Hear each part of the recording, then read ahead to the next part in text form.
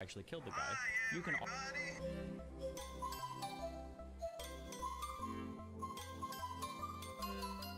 What's going on, everybody?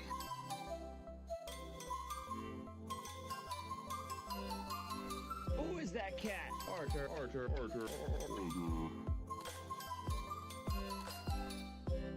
He's just gonna stare at me. Oh. I am Walrus.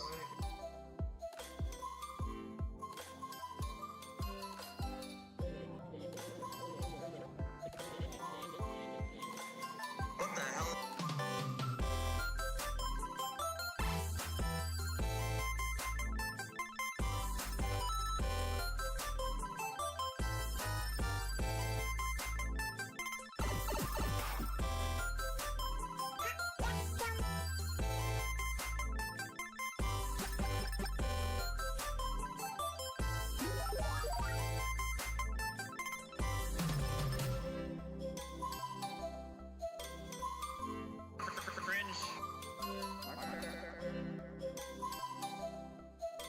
Argue.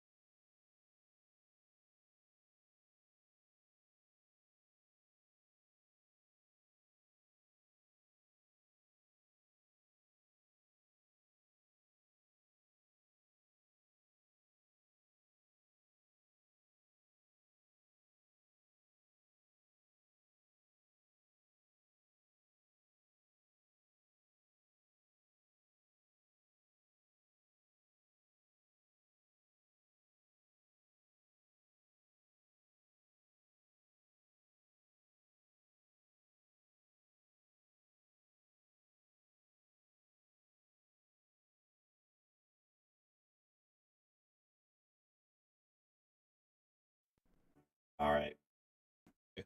Hi guys. So as you guys can see, I done messed up. I did not consider the camera angle when installing my RGB lights, and I didn't realize that having the RGB lights have the line go through, that the line would mess up the sign. So I don't know what I'm gonna do. I'll have to figure something out. And the only thing I think of is probably like lowering the light's intensity, the brightness, maybe.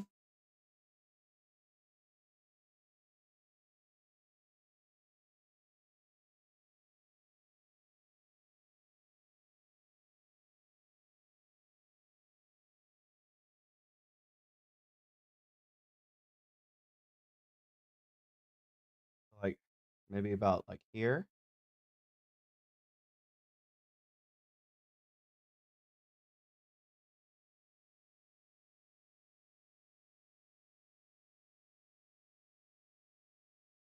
Still like gonna be bleeding through. Oh well.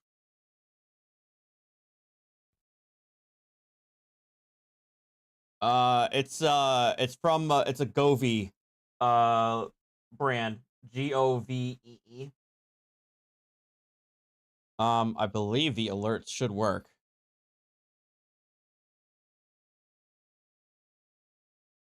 Yeah.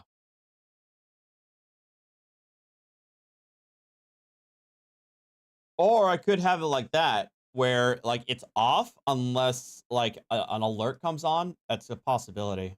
But either way, we don't have to watch this. Wazoo says already my YouTube comments are turned off again. It shouldn't be off. It really shouldn't be. Are you watching on your phone or on your Yeah, Jade. I'm a Destiny watcher. Listening to his discussion with Rakita Law on January 6th. what was I gonna say? Are you watching on a desktop? Wazoo? Or on your phone or on mobile?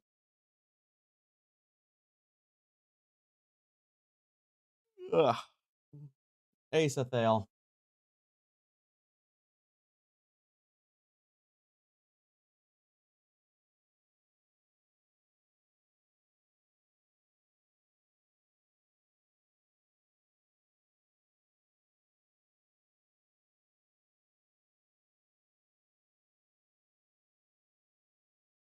Second.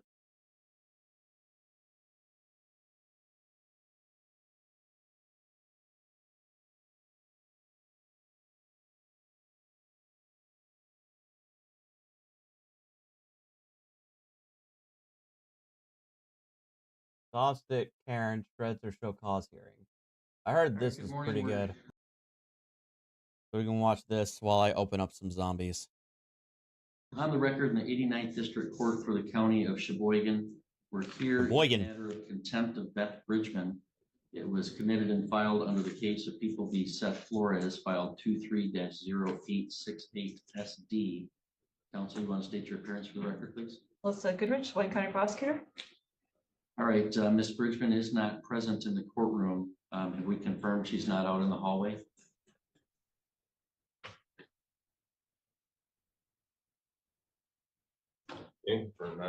Okay, she's not out in the hallway. Ms. Bridgeman. Oh, she's not here. Court issued a order to show cause why she should not be held in contempt for the unauthorized practice of law and also preventing defendant Flores from meeting with his attorney before his arraignment. I do see in the file a proof of service that she has been served with that. And in wait, is this a guru? Where Ms. Bridgeman has returned the show cause cut into pieces with red writing on it, stating your offer to contract is not accepted. So she apparently this was received today. Yeah, I might switch to VTuber later. Okay, chill. By the court. So she's been to the courthouse this morning to deliver this. Is not present for her show cause. Prior to the issuance of the bench warrant, I guess I'd give her a 15-minute window to appear. It is 11:03 right now. We'll go off the record and recess until 11:15 and reconvene. If she does appear sooner, just let me know and we can reconvene at that time. We'll be in recess till 11:15.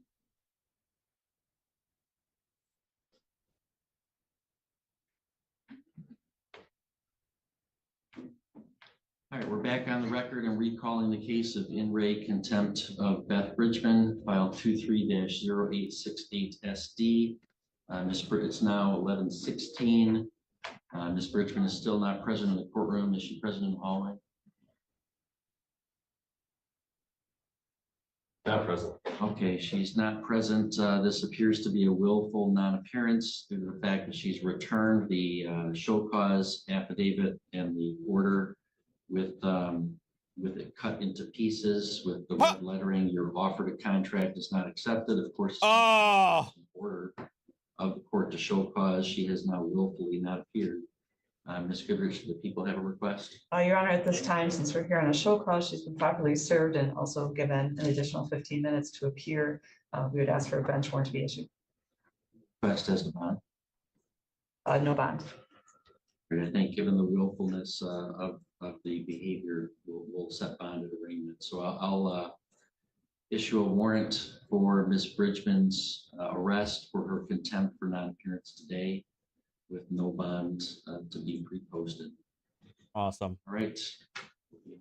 Thank you. Oh, is that her? Or is that the defendant? Such an interesting outfit.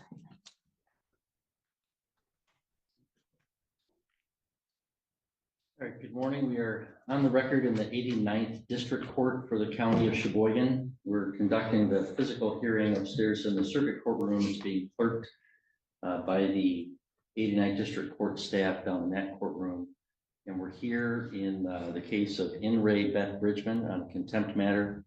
It was filed in an underlying criminal case 23-0868 SD. We are providing public access both in the courtroom, in the circuit courtroom, and also online. Counsel, you want to state your appearances, please? Good morning, Your Honor. Paige Miller on behalf of the people. Attorney Eric Villanueva appearing as arraignment attorney on behalf of Beth Bridgeman. All right, good morning, Ms. Although I will represent myself. Yes, Okay. we'll get to that. I would like to say I'm here on special appearance. Oh God! I think No. I have some rights here. I don't Shut know. up! What does special appearance mean to you? It Oh, no. means in a common law that I'm a living soul. I am not the straw man of Oh, the God. caps. And we'll Ah! have an opportunity at a later. Ugh. Take a seat. I've never seen those opportunities come back around. Thank you. We'll Okay. get to that in a moment. So but I am now's waiving- not the time. I am not waiving any of my Ma'am, rights. Ma'am, Okay. okay, Thank thank you. Ms. Bridgeman, Thank you. can Shut raise the your hell up. hand or sit Thank and you. we'll come to that. I don't know how I'd pull the chair up, so thank you. Well, then, if you want to sit there, I have no problem. All right. Thank you. All right, well, Ms. Bridgman, you're here for an arraignment on 2 allegations of contempt. So I have to advise you of what those are. The first was an order to show cause that I signed on December 13th, 2023, which alleges that you are in criminal contempt of court for the unauthorized practice of law and for preventing the defendant, Seth Flores, from meeting with the Michigan Indigent Defense Commission attorney prior to his arraignment. We scheduled that for a show cause hearing on December 20th.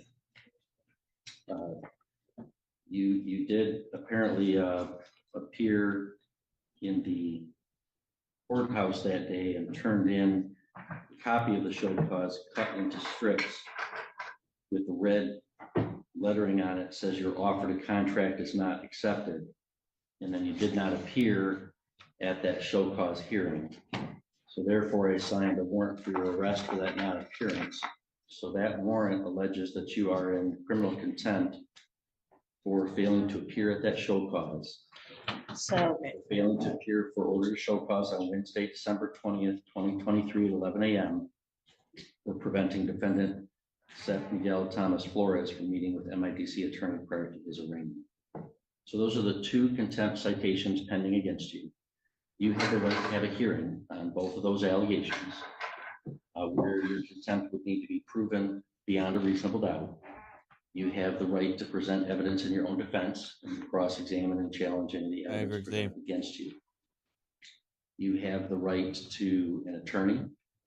If you qualified and requested, you have the right to an attorney appointed at public expense. The MIDC provides an attorney for your arraignment today, just as a courtesy and as required by a what is statute. MIDC? Michigan Indigent Defense Commission.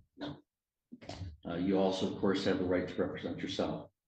Do you know, well, first, do you comprehend the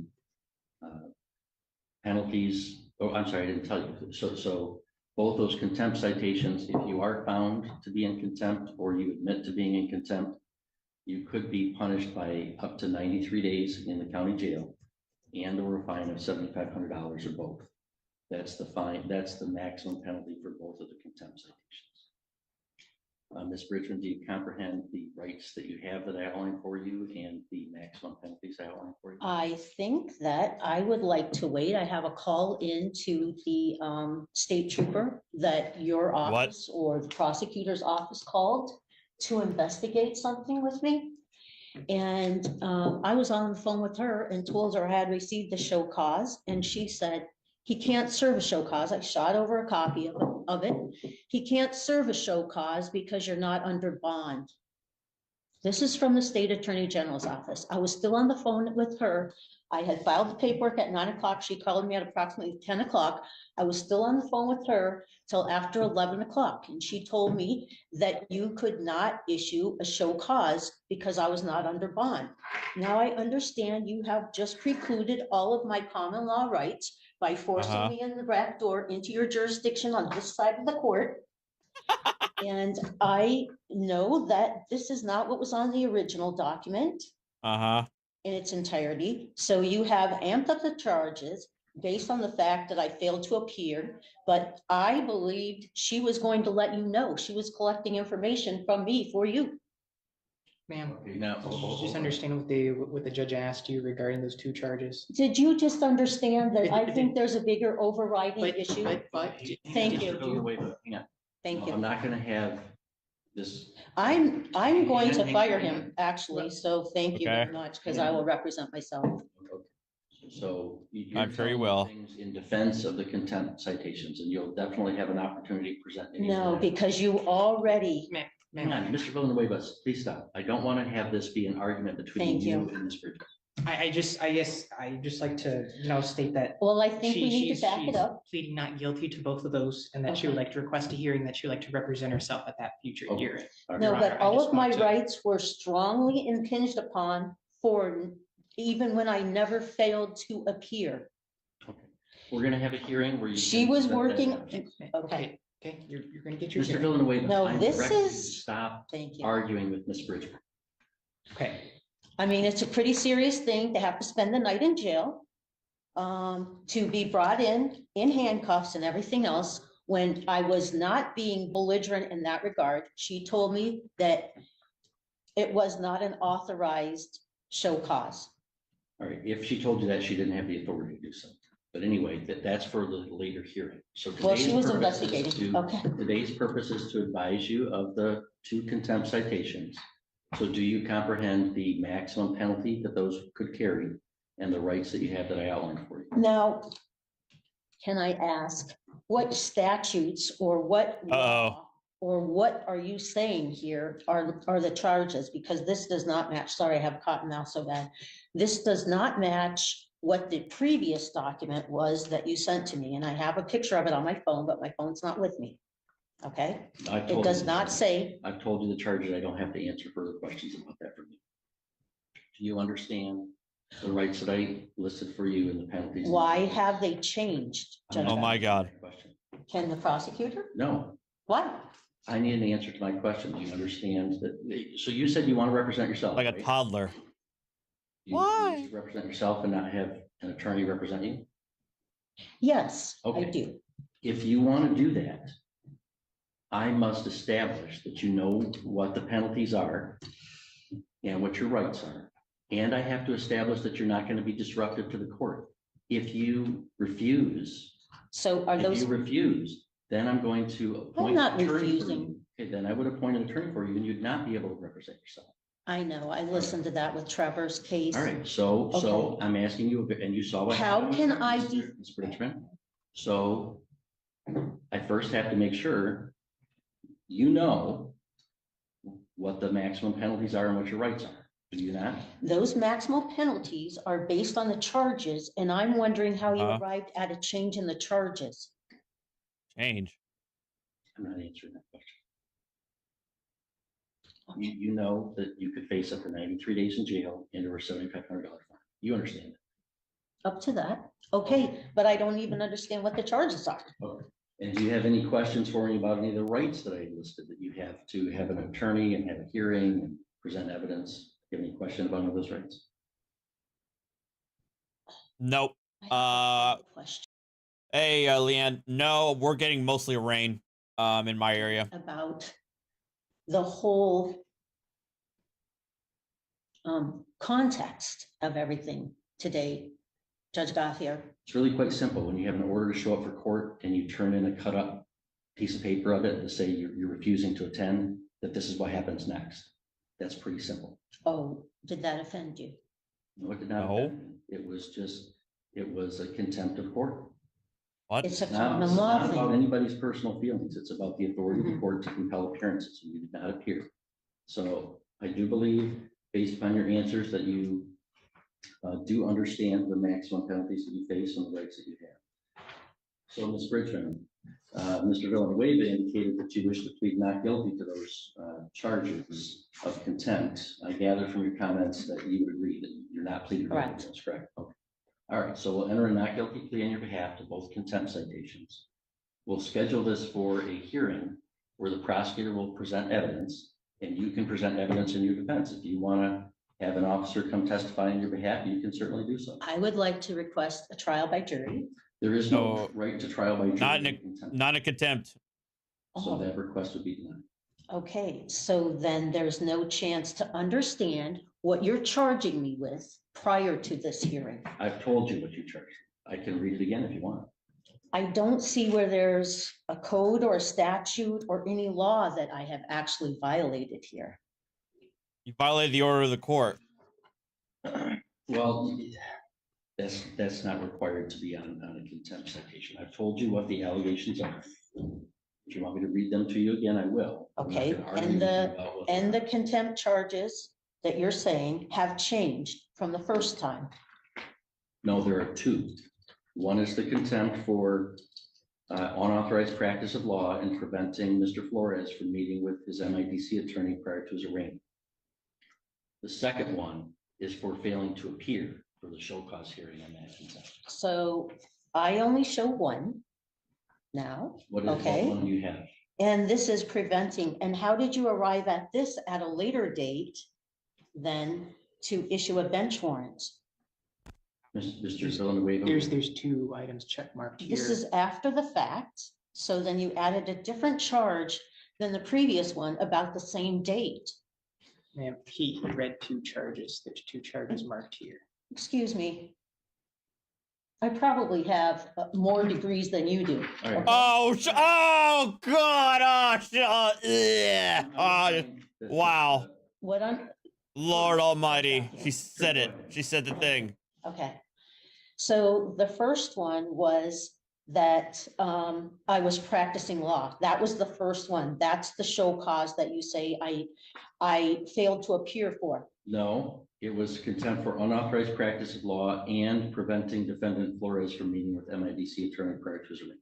That was on the original. No, I have a picture of the original one. This is why I'm not sure. Do you have a copy of that show cause in front of you right now or no? This Would one, Your Honor like to see what she has But- here? I just. so if okay, you don't- so how do I Hang on, defend? hang on, hang on. If you do not have in front of you right now a copy of the first show cause, I'm happy to provide a copy to you. So how did you arrive at a second show cause? Because you didn't show up. The second show cause is for failing to show. But I wasn't on bond. So both show causes are not in effect because I'm not on bond. Your Honor, what is the date of the first show cause? December 20th. No, the December. Oh, sorry, that was before the December 20th. Sorry. You may view this document. This is out of the court file. You may view it and then. So- send it back. Judge Gothier, do I have any other recourse to clarify where I was on that day and the information that I was going off of by your own investigator? You do. You do. And Okay, that is a hearing date. Today, we're going to schedule a hearing date and you can present that evidence at that time. and how will the hearing affect a trial by jury? As I told you, there is no right. There's no trial by jury for Or contempt. a contempt charge? So I Oh, can so schedule this is a perfect, nice little tidy package for. Oh my God. See. Oh Okay. my God, she's Schedule insufferable. for a contempt hearing on Thursday, January 11th at 2 p.m. I think that would be way too soon for me. Thank you. Why is that? I need to get to some of the documentation and follow up with that. State trooper. As well as perhaps a few other people, because I'm guessing, am I supposed to just talk to the prosecutor without the other witnesses that I had in my presence at the same time? I could schedule this for the afternoon of Thursday, January 25th, then that gives you 3 weeks. Thank you. So we'll schedule this for a contempt hearing on both allegations of contempt on Thursday, January 25th at 2 p.m. And do I understand correctly, you do not wish me to appoint an attorney that you want to represent yourself? And then who makes the decision? You make the total decision then? Well, no, first you make the decision whether you want to represent yourself. As long No. as I'm convinced that you're doing so of your own free Okay. choice, that you understand what's going on and that you're not going to be unduly disruptive, then you'll represent yourself. So what am I allowed to do at the hearing to defend myself appropriately? You're allowed to present legal arguments. You're allowed to present witnesses to testify under oath, yourself or any other witnesses that you bring with you. If you want to subpoena a witness, if you're representing yourself, you can't issue a subpoena without the court's signature. An attorney can issue a subpoena on their own. So If I you want can't to subpoena somebody, what you would do is you'd go to the court clerk, they give you the paperwork, you'd fill out the subpoena. They would give it to me to review. And if it looks like it's reasonably, connected or relevant to the case, I would sign the subpoena and it would be given back to you for you to serve upon the person to compel their appearance. I did not even get to watch the video that day because I was still on the phone with the trooper. And then people told me after I went up for Christmas that I'm still in Act 1, Sean. that you had issued a bench warrant, but everybody looked for it online at VineLink and couldn't find any. I'm trying to find the mercenary convoy. So I was not trying to. I thought that trooper had told you what she told me, that I wasn't on bond, so I couldn't have a show cause. Okay, well, that's all going to be sorted out at the hearing. Okay, we don't have to sort all that out today. Well, that's a lot of overnight in being arrested downtown and everything for misunderstanding that I would like to, Ms. Bridgeman, okay, I get it, You're not Judge fooling- Gothier, I know what happened. You're not fooling me. I've got the show cause that you apparently cut up into little strips and wrote. Yeah, but I brought it. Because do you know that that's actually a common law practice? Cut up There are show cause states that recognize common law because what? sovereign people and people who She almost take said the it. oath of office can follow common law. All right, so the Not contempt the hearing codes on and both statutes. matters is scheduled for Thursday, January 25th at 2 p.m.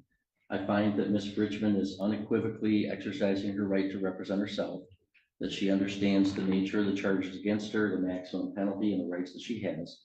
I find that although she certainly disagrees with the court procedures and processes, which is her right, that she's not being unduly disruptive to the court's business. So the court's going to recognize Ms. Bridgeman's right to represent herself at that hearing. Can I ask one question? What are the parameters that you're going to decide is practicing law versus helping somebody maintain their unalienable rights? How would I delineate that in defense of myself? Well, You have to figure that one out. That's a question of law that you can research before that day. And I said, I'll entertain legal arguments. The prosecutor will have to prove beyond a reasonable doubt at that hearing that you did in fact practice law on that day. That's where then there's a risk to representing yourself, because an attorney, has access to and better training in researching the case law, interpreting what that is. The Michigan Supreme Court has issued some opinions about what that is. If you're representing yourself, you're going to have to find those on your own and make the argument as you see fit. If you want to hire an attorney, or if you want an appointed attorney, they would be able to fashion those arguments on your behalf. But I'm not gonna. No, I've been Tell down me that what path the before, and it never turns out the way they first present themselves to you, that they're gonna fight the case. It never turns out that way. So Lawyers. I'm fully cognizant and aware of that, but I wanted to see what your standard was going to be. It's going to be what the law requires. But I'm not sure which law you're referring to. So I have to research all the laws to determine Maritime what this says. That is Admiralty. different than the first show cause. Yet, Ms. Bridgeman, if you want to represent yourself, it's a little bit more work. You're gonna have to I'm do not your own- saying it's not more work. It's also not presented in a way that tells me what I'm really being charged with. Or that anybody has any proof of what they said here.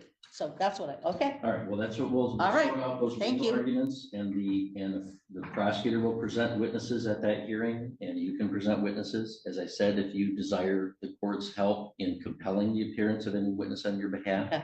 submit a subpoena to the clerk's office that I would Right. review. It'd be the district court office Okay. that I would review, and I would issue the subpoena. If it's- So one of the key laws would be that in the state of Michigan, anybody practicing law should have, be a member of the Bar Association. Am I correct? That is correct.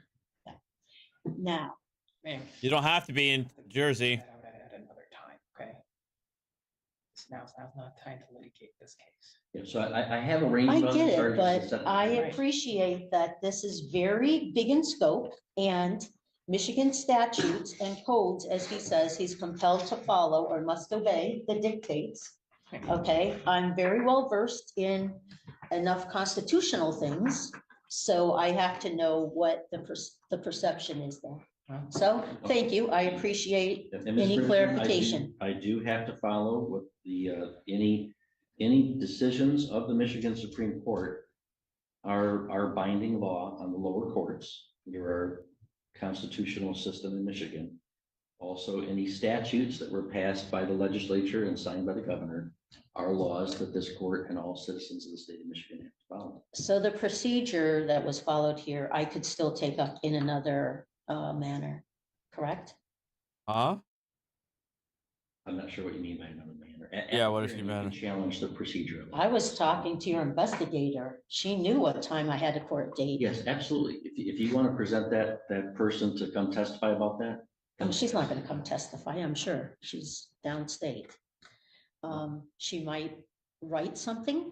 Well, that's up to you, what you want to present. If you're going to Okay. represent yourself, you have to decide how you want to present your case. But I'm giving you the extra time you've asked for. So this is a major judicial review, Oh, okay? Okay. To decide if Of what? anything in our Bill of Rights actually applies to the Michigan code and statutes. You have all Huh? the rights in the Bill of Rights.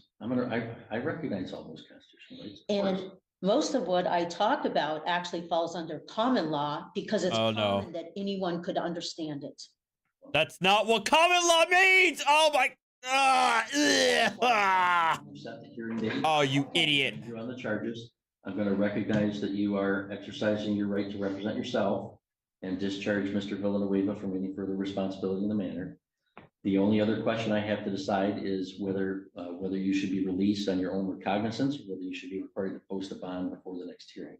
So I'm going to hear first from the prosecutor and then from you on that question. Ms. Miller? Your Honor, I would object to a PR bond in this case first because of the her failure to appear on December 20th. She had notice of that hearing date as she dropped off the show cause to the court that had that date on it. Further, an underlying case that this was initially filed, she encouraged someone to not appear for their court date or to leave the court before they were arraigned. So I do have a concern about her appearance at the next trial, the next date. True. All right, Ms. Bridgeman, anything you want to tell me with regard to whether I should allow you to be released on your own recognizance before that hearing, or whether I showed up at 9 a.m., Your Honor, and anybody could have called me if they didn't understand that. I filed a similar document in Mackinac County and they accepted it. Common law is a very acceptable kind of a standard if you know it and you know what you're doing.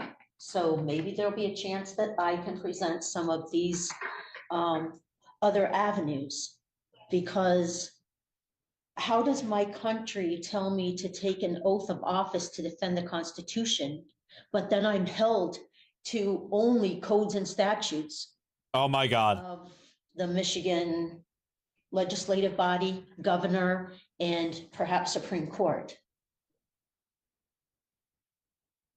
That's the overarching question here, I think. And I think a lot of people well, I can struggle with recommend the that. Schoolhouse Rock video to you about how a bill becomes law and the laws. Ah! Oh, I know how it happens. Your Honor, Got I him. also know we don't have a lot of judicial review. one moment. So Your Honor, part as of the bond the- question, any input, Mr. Villanueva? Yes, I guess I know you just released me as the attorney of record, but I guess in support of the bond on her behalf. Yes, go ahead. Yeah, so I like to advise the court that Ms. Bridgeman is a resident of the city of Sheboygan. She advised that she's a former social studies teacher. She's presently collecting disability. So she informs me, I'm unaware of the status of if she has an automobile or anything. I'm not aware of any known criminal history for Ms. Bridgeman, and she reports that she has no drug or alcohol issues. Granted, there's this allegation of not appearing at a previous hearing, and she was picked up, I believe, within the the Sheboygan County for that. And so I advise that Your Honor, oh, and one last thing, she's a politically active member in the community. She has Yeah, I bet she is. audited an election previously. So I believe, you know, she's more or less, I guess, committed to this area. You were bullshit. Local municipality. Oh. It seems unlikely that she would go anywhere. And how she would do that. And so, Your Honor, I would ask that you set reasonable bond for her release. Thank you. All right, thank you. Well, I don't believe that Ms. Bridgeman poses any danger to public safety. I don't think she's a flight risk per se of fleeing from the jurisdiction. However, I do believe that she's a heightened risk of just flat out refusing to appear, as evidenced by the fact that she cut up the previous show cause into little strips and wrote that she wasn't accepting an offer. Well, they It wasn't didn't, an offer, it was an order sorry, to appear. They didn't And you can't actually have hand it people to me. just refuse to appear on orders to appear by saying, sorry, I don't want to. So I don't think that release on her own recognizance would be sufficient to secure her appearance. So I'm going to set bond in the contempt matter at $10,000 cash or surety to the full amount. There'll be no special conditions attached to it, however, just the standard conditions, Ms. Bridgeman, that you have to make sure that we know if you change we have to know your address, contact information. You can't violate any laws in the state of Michigan or any political subdivision thereof, and you must appear for all court appearances. so the whole bond thing keeps me under your jurisdiction, which I wouldn't have come into your court the same way today, except that you put me in jail, so I was forced to. That's the bond that was set. So This is the struggle between keeping my oath to defend the Constitution. Oh my God. Adhering. I've taken a similar oath, and I believe I'm going to today, Ms. Bridgeman. So we'll see you on the 25th. We will look at the case law. That's what it is. All right, we'll adjourn. Is that it? That's right. I know. She's only up here from North Carolina.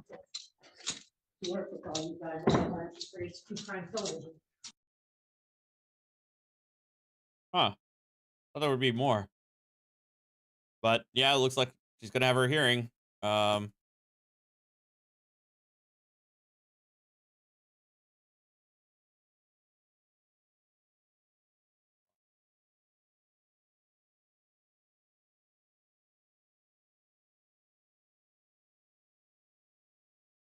County prosecutor who's also been appointed as counsel on this case. We are holding hearings on various motions scheduled for this morning. Before we get started, the court will note there is a order governing courtroom conduct that's in effect in this case.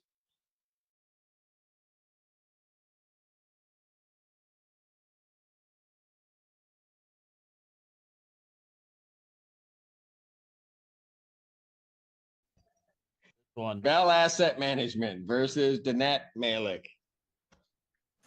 Ready, Your Honor.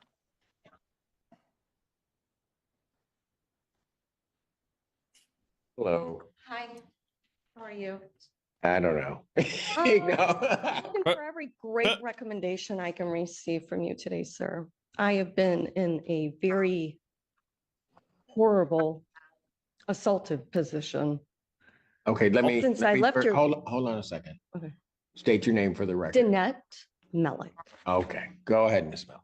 Well, I entered your courtroom honorably last year at this time. I came in as a plaintiff.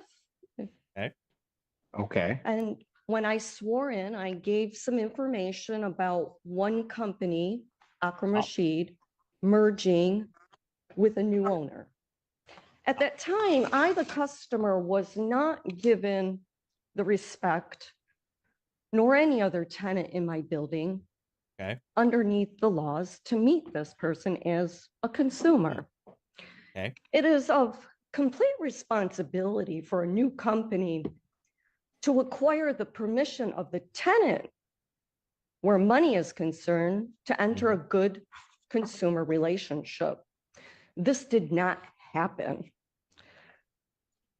Time proceeded, and this maintenance company decided to enter person's property with no permission, started to manipulate them, stealing possessions, stealing automobiles. Ma'am, can I ask you What are we something? even talk? What are we talking about here? Is this your motion to set aside the judgment? Well, I did set it aside and we met that agreement. An attorney named Kevin Callahan sat in a court with me as a plaintiff. According to the law, there are no attorneys allowed. So I tried to motion in at the end of August No because I attorneys- no, recognized. Hold on, no attorneys allowed where? When I first met with you, Your Honor, there I went into a small claims. And I was underneath the impression through the courses of the law that there were no attorneys allowed in a small claim. So something kind of got jangled up. I presented charges. Ma'am, hold on. Okay. Okay, because I want to make sure that I've got everything in front of me. Was there a small claims case? Yes. And at that time, we made an agreement Go ahead. that after August, which was Akram Rashid's current lease, that there were not supposed to be any changes to, yet that wasn't the case. I would be on a month to month. I raised my right hand. Kevin Callahan, yourself, and I made that agreement. He swore to me, my mother, which then reported it to my banks. I reported it to my private attorneys in New York City that managed my work. And I contacted the courts. I talked to him verbally over the phone from his office in St. Clair Shores. And he stated to me that I swear, you're gonna receive that sheet of paper. I waited and I waited and I waited. And I waited. Spring and summer came to fruition. Oh my God, this is getting poetic. And I came She's dropping the narrative. It's getting, later in the year. Where's the sheet of paper? It was as easy as that. There was no failure of me to make the payment. I still have the finances set aside.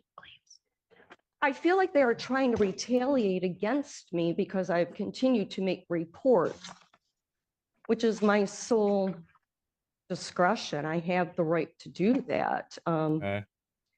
Between the Michigan State Police that were called on numerous occasions by other. Ma'am, I'm gonna have to stop you because I'm not clear what you're talking. Well, I think that there's a position here where there's charges that he wanted to dismiss, but because he did not fulfill the obligation that he promised me, by August, I was being manipulated and they're not following through with their original agreement. By whom?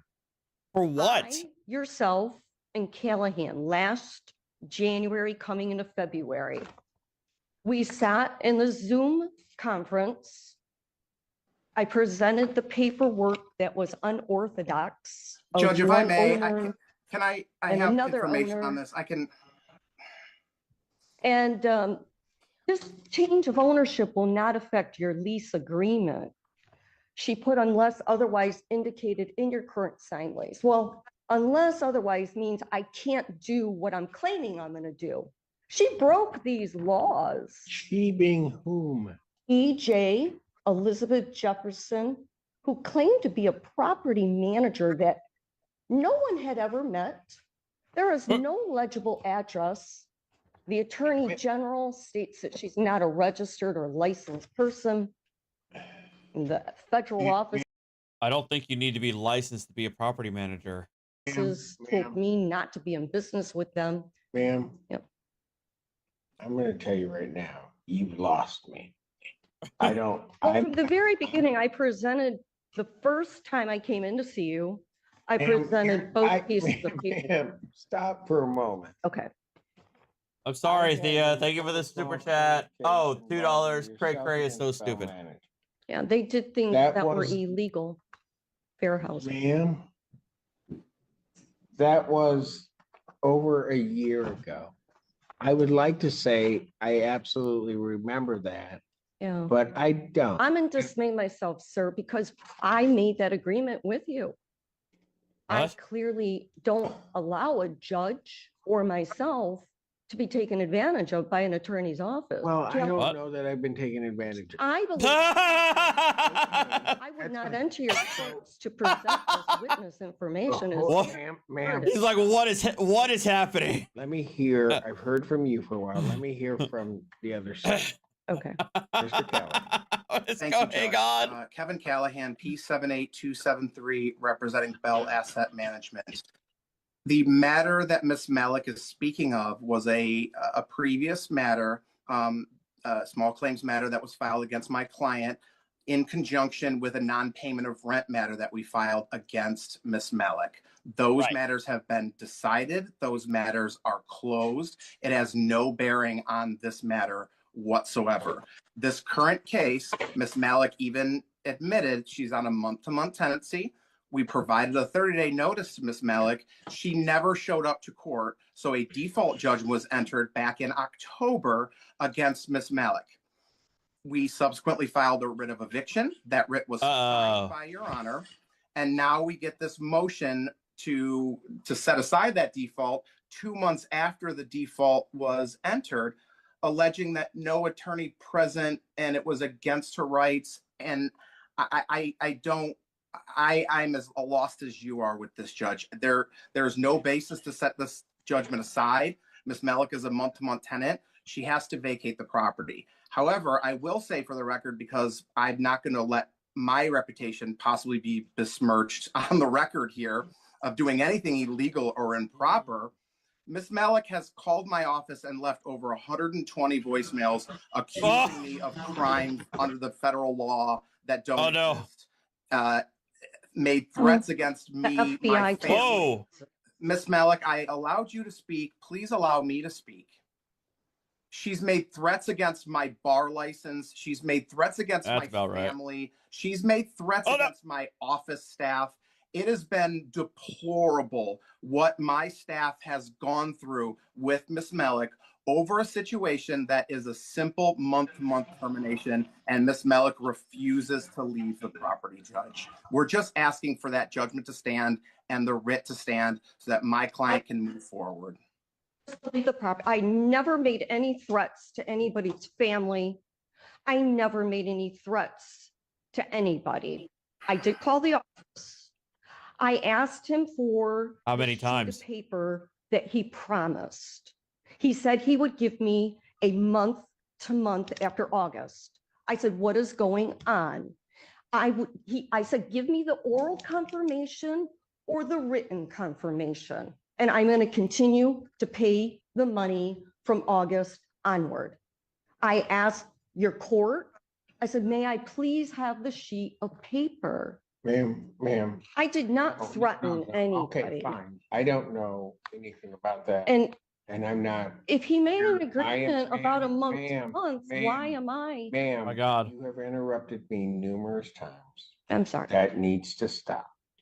I did not threaten anybody. Okay. Okay. Fine. You know, always Just two sides to the story. Rude. But the reality here is you're before the court challenging, you're asking me to set aside a judgment to stay the writ. She then told me, she flip-flopped with me 3 times. She put another sheet of paper underneath my door, asking me, EJ Jefferson. Who is she? The property manager. My unit. Then she tried to take the money out. Ma'am, 3 okay, times ma'am, in I'm gonna, September you know and what I'm gonna do, October. ma'am, here's what I'm gonna do. But there was no order. Ma'am, I'm She- Oh my God, She asked me to move Quit out. interrupting Still going. me. Keeps going. Giga Chad. That's warning 2. On the 3rd one, I act.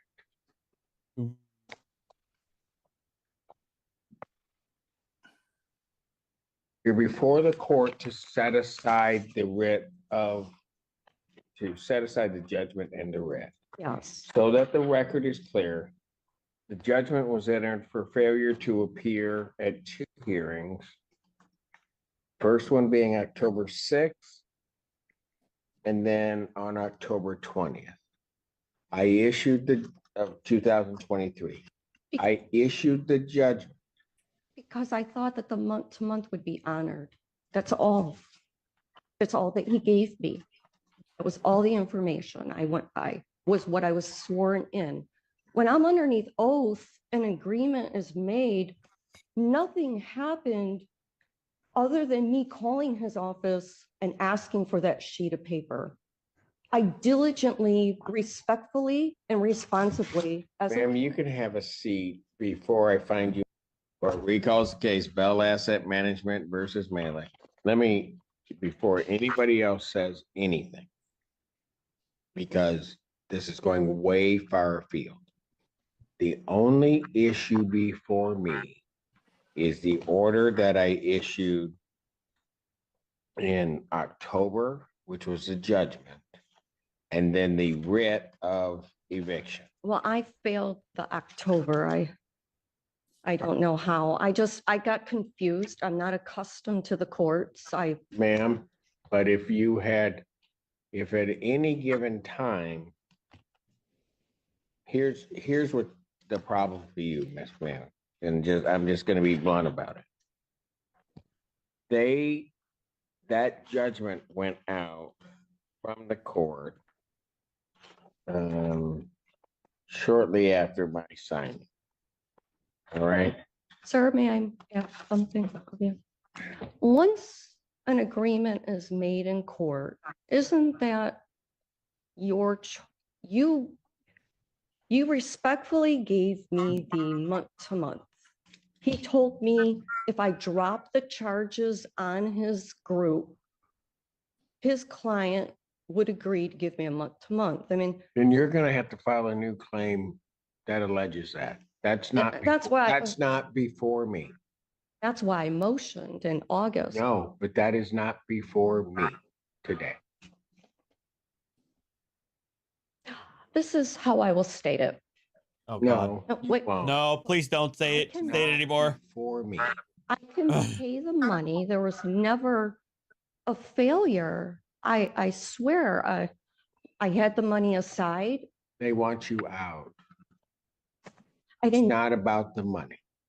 they asked me to pay. There was no probable cause in any level. It's not about the money anymore, though. Yeah, he's right. I asked him for the sheet of paper for the month to month that was agreed upon after August. She put a renewal underneath my door. If she wanted me to leave, why was she sending me a renewal? She Okay. tried to take the money out in September and October. That would mean I'm still on a month to month. I just said, where is the paperwork to confirm that?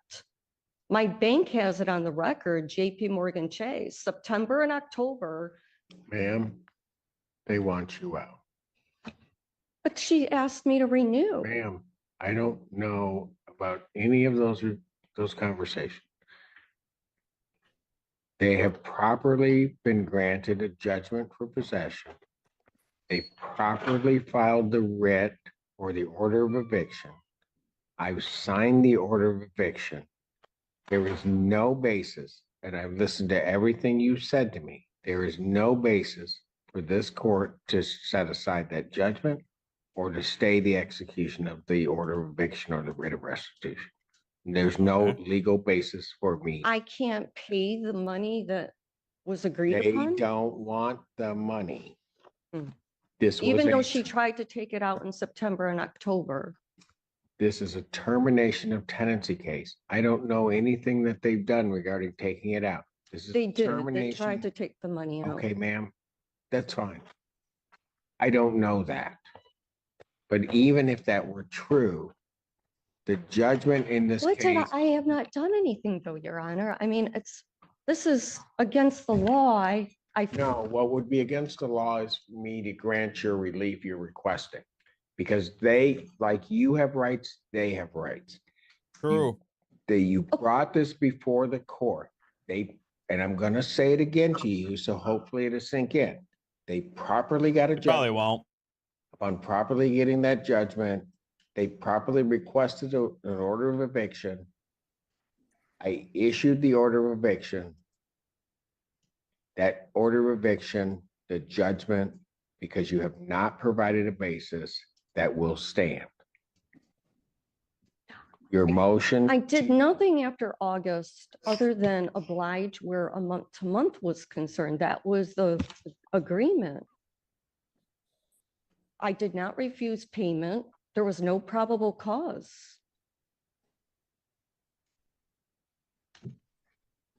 She put a renewal underneath my door. I says, well, where's the sheet of paper if you're trying to renew? And then she's flip-flopping back and forth with me. Well, I'm like, okay, I thought I was supposed to be on a month to month. That's all it was. She lied to me. And then she lied to me again. And then she tried to take the money out 3 times. So it got me confused. I'm like, well, then am I on a month to month? The bank has that on record. So I came in thinking that if I spoke the truth, because I was sworn in last year and it was agreed upon that I'd be on a month to month after August. That was it. It was as simple as that. I contacted your courts on numerous occasions prior to the end of August. Ma'am, maybe you don't understand. I just issued my ruling. Yeah. Your motion is denied. What I will indicate is that the escrow will be held for 15 days and then it will be released back to the defendant. I will not pay the escrow over to the plaintiff. It will be released back to the defendant in this case. Thank you. So what is the Thank you, time Judge. frame? May I have till the end of January, sir? Ma'am, you're operating on borrowed time. I signed the writ I cannot just, December 3rd. I signed the writ December 3rd. to have a moving truck in, please, sir. I mean, it is the dead of winter. I have no problem moving out. I've been looking for another place. Because I Have don't you trust though? people. First, they're making an agreement with me and then they're flip-flopping. Could you please, a little courtesy where this is concerned, please? You've not granted me any courtesy in terms of your talking. Why should I grant you any? But despite that, the writ will not execute prior to January 16th. So I will give you that grace of 10 days, and if I hear anything else, I may take that. So I have to be out of this place by January 16th?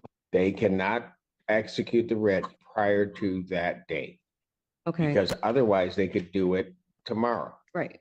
I am giving that 10-day, I'm giving you that period. I'm not giving you to the end of the month. I'm giving you that period. That's as far as I'm going. I'm done. I don't know what I did and I feel swindled. Judge, should I enter a order to that effect, or will the court? produce Yes, the sir. order? Please, Okay, please. thank you. I will Prepare an email. order under this. Please, for the love of God. I'll do that. Thank Thank you, you. Judge. Have a great day. You do the same, but too late. The escrow itself, when does that My get God. repaid? He's to still me? going. Keeps You talking. need to listen to what I just told you. 15 days, I will release the escrow back. May I enter a bank account number or an No. address to you? No, I have to give you a different address because if I'm not going to be living here, ma'am, you can give it to the clerk's office any day. I'm done. You need to leave my. Please leave. Now.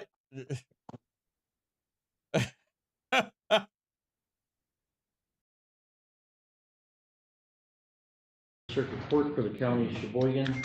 We are providing public access both to the courtroom and also online. And we'll call the What's case this of one? both State of Michigan versus Trevor McLeod.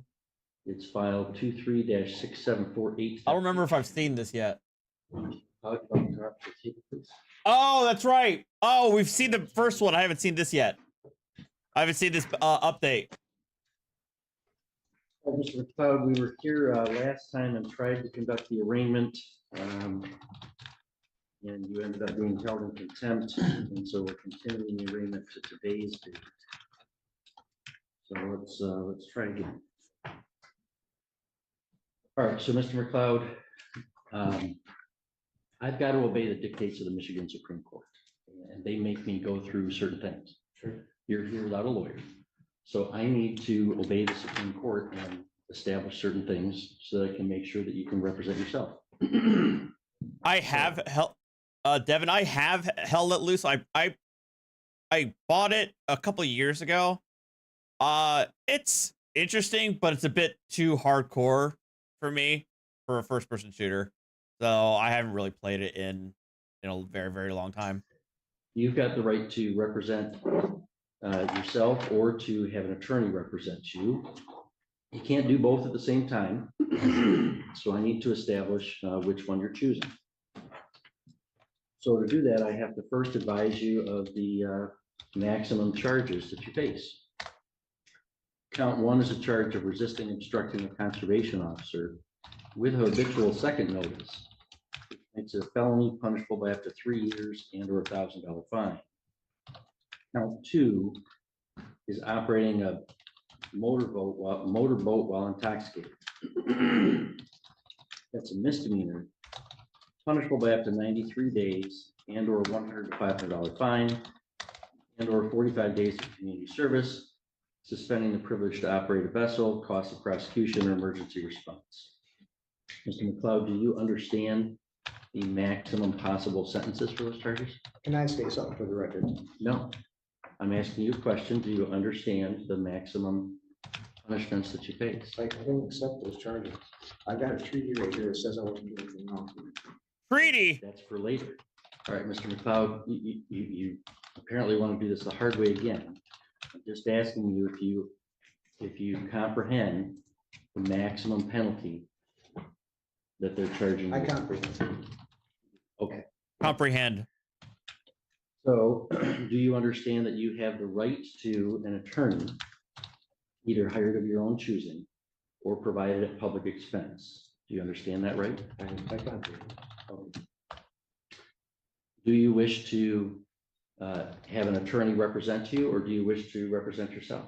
I'm presenting myself. I'm here by special visitation as opposed to general appearance or lack of subject matter jurisdiction because the 1836 Treaty of Washington, which was further codified in 2017, states that my vote does not need to be registered, which makes this unlawful investigation fruit of the poisonous tree. What? Okay, so you wish to represent yourself in this? I'm presenting myself. Okay. And has anybody promised you anything or threatened you in any way to get you to waive your right to an attorney, or are you doing that of your own free choice?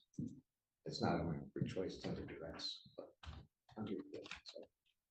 Oh, you mean that you're not choosing to be here because of the charges? I just mean, so nobody's like making you give up your right to an attorney.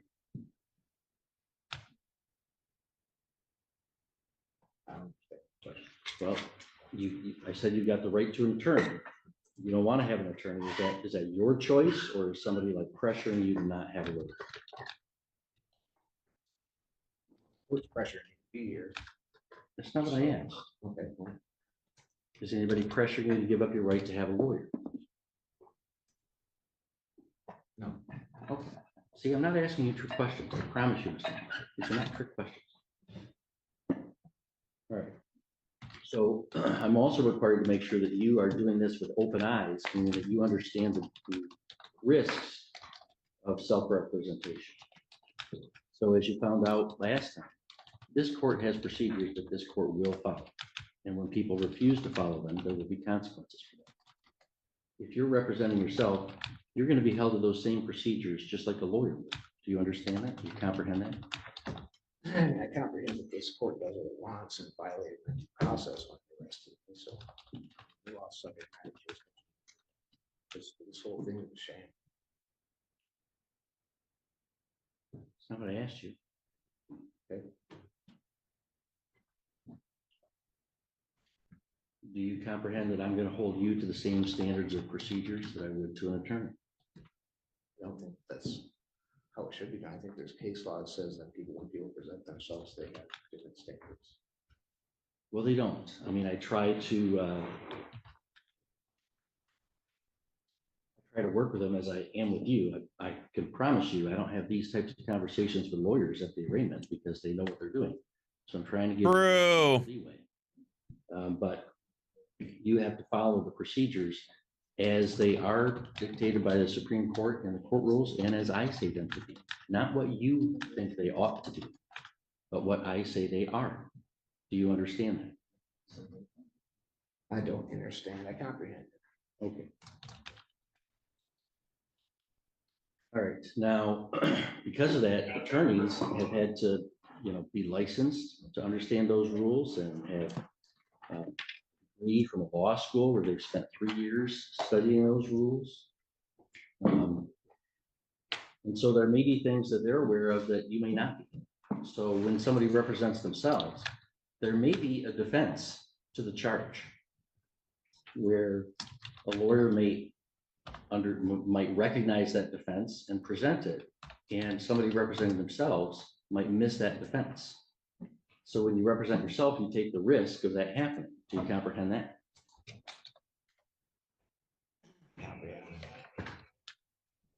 All right, so let me give you an example of that.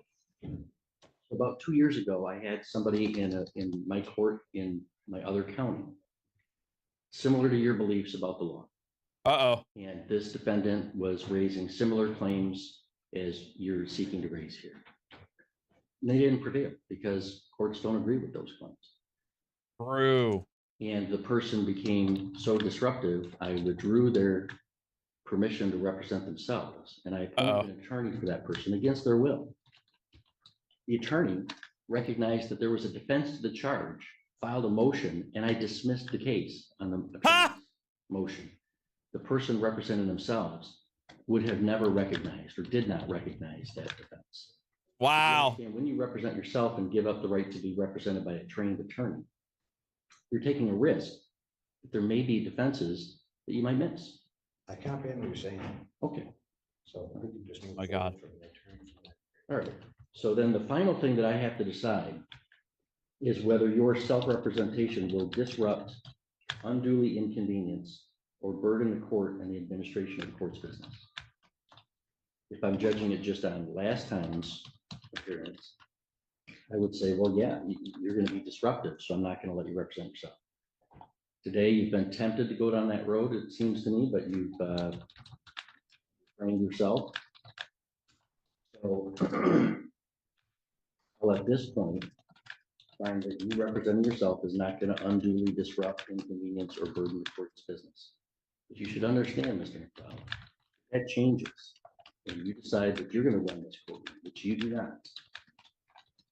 Then I will withdraw your authority to represent yourself, and I'll appoint an attorney to speak for you, and you won't be allowed to speak. But as long as you're going to, follow the proper procedures, at this point, I'll let you represent yourself. All right, so I will find that Mr. McLeod is unequivocally waiving his right to counsel. He's made that right knowingly, intelligently, and voluntarily, and he's aware of the disadvantages of self-representation. And at this point, I'm finding that his self-representation will not be disrupted to the court's business. All right. There. Now, Mr. McLeod, I have to arraign you on the charge itself. Have you been given a copy of the document called information felony, the charging document that contains the charges against you? Okay. You would have the right to have me read that document in full on the record. Do you wish me to do that, or do you want to waive the reading of the information? I guess it's for procedure. Go on. Okay. So count 1 charges you with resisting, obstructing conservation officers, and it alleges that you did knowingly or willfully obstruct, resist, oppose, assault, beat, or wound C.O. Layston Feltz, an officer appointed by the director of the Department of Natural Resources when said person was making an arrest or search contrary to Michigan law. That's normally a high court misdemeanor punishable by 2 years and or $1,000 fine. There is a habitual offense. Oh, that's right. This is for him like shooting up a squirrel or something, right? Under second notice. Without a license? Indicating that the court should take notice that you were previously convicted of a felony or an attempt to commit a felony in that on or about February 12th, 1996. You were convicted of the offense of larceny from a motor vehicle, violation of Michigan law, in the 53rd Circuit Court for Sheboygan County. Therefore, that increases the maximum penalty to 1.5 times, meaning that resisting obstructing charge is punishable by a maximum of 3 years and or $1,000. Count 2, marine safety operating while intoxicated, alleges that you did operate a motorboat on the waters of the state while you were under the influence of alcoholic liquor contrary to Michigan law. That's a misdemeanor punishable by 93 days and or a $100 to $500 fine and or 45 days community service. Court to suspend privilege to operate vessel 1 year to indefinite, and the court can assess the cost of prosecution or emergency response. All right. Mr. McLeod, how do you wish to plead to those charges? You can either plead guilty, not guilty, or you can Well, stand. I don't plan on pleading because I have a decree right here that says I wasn't violating any laws. Oh, God. Which makes everything after approved before the street. So Well, that's for evidence. Copy of my travel card, a copy of the excerpt from the 2007 consent decree. Well, that would be like a motion to dismiss later on, which you could file. In fact, you had filed a couple motions to be heard today and then you withdrew them. If you file motions and want them heard, I will hear them. I'll hear your arguments and I'll rule on them on the merits and the law and the facts. But you can't skip the entering of a plea and go right to a motion. So I first have to enter a plea, either guilty, not guilty, or you can stand mute and refuse to enter a plea. Am I understanding that you are refusing to enter a plea? Which is fine. That's not a violation of court procedure. It's one of your options. You have 3 options right now: to enter a plea of guilty to the charges, to enter a plea of not guilty to the charges, or to decline to enter a plea to the charges. Which of those 3 options? I decline any plea. Okay, that's fine. That's your right to do so. So Mr. McLeod is standing mute as to the charges. The court will enter a not guilty plea on his behalf. That, Your Honor. Yeah, I knew he was going to say that. Guilty plea. So I have to enter one or the other. Not guilty on behalf of practicing law for the bench. So are What? you Practicing law for the bench, drink. I'm not guilty. Oh, God, no. Just subject myself to your cross-examination. Mr. McLeod. That's not how this works. All right, so I'm going to enter a plea of not guilty on your behalf. Mr. Juliet, are the people requesting a referral to the forensic center? No, Your Honor. I don't Because see any indication that Mr. McLeod is incompetent to stand trial.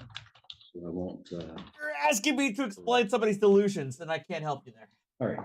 So, Mr. McLeod, the other thing I have to do today is kind of pick a day for us to come back.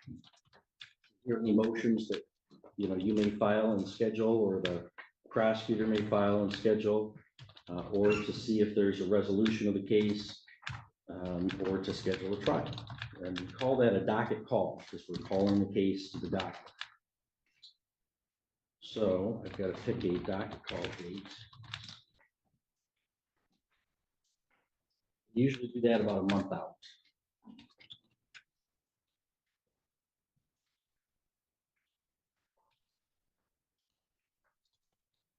So I could have you come back Tuesday, February 6th at 9 a.m.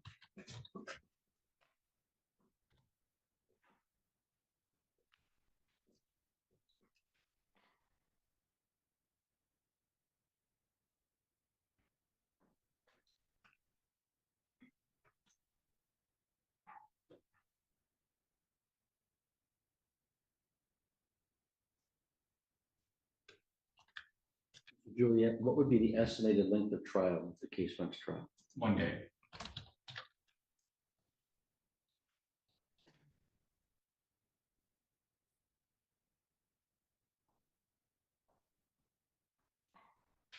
All right, Mr. Juliet, anything further from the people?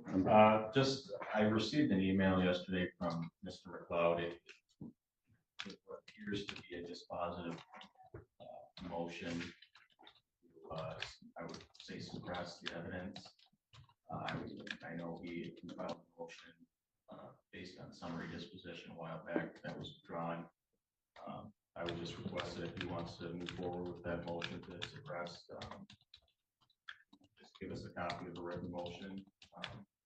Perhaps the court can hear it on the 6th. I would just ask 7 days to respond to it. All right.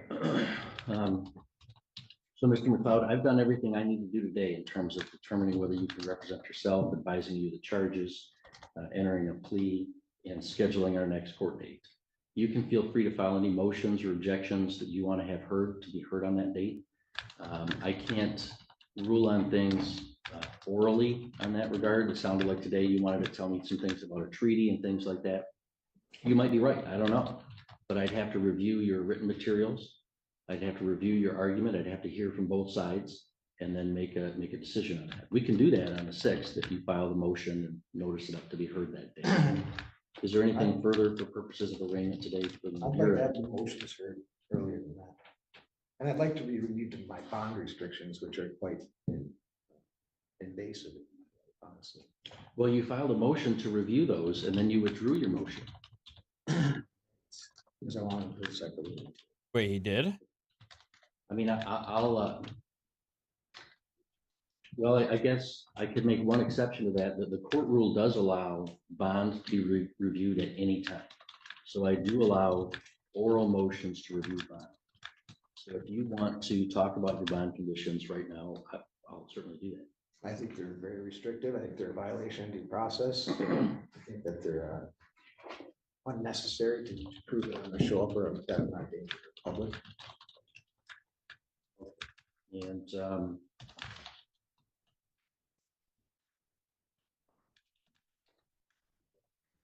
what those conditions are, because I didn't set them. Those are set by the district court. So let me review here. Which conditions is it that you are thinking are unduly restricted? The having to call every morning to take a drug test. So, is that the only condition you're seeking to have removed? it's really the only one that, well, not being able to leave the state is kind of silly too. I travel for work.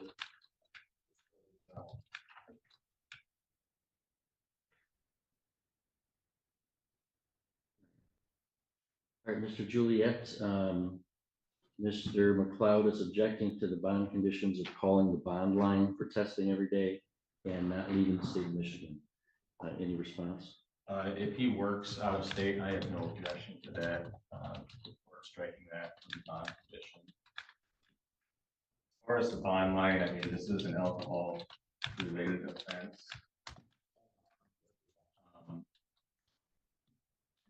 It has been a while. I mean, there's been no bond violations, so I don't have any objection to the board striking here.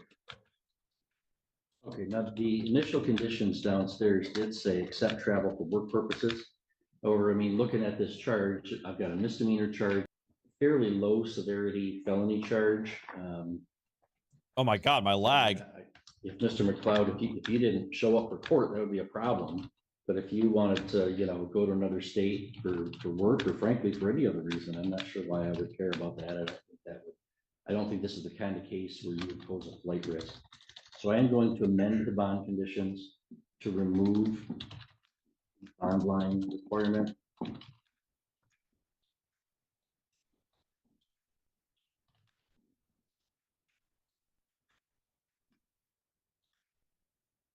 And remove the restriction on out-of-state travel.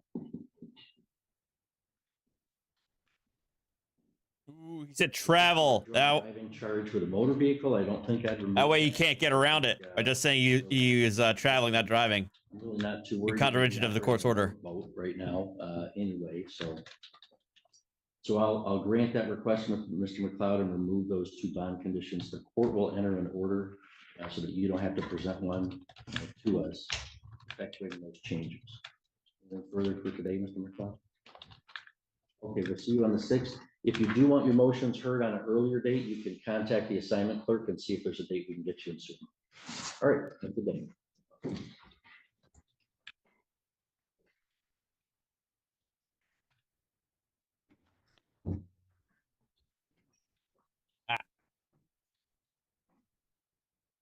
All right, we'll be in recess till 10 a.m.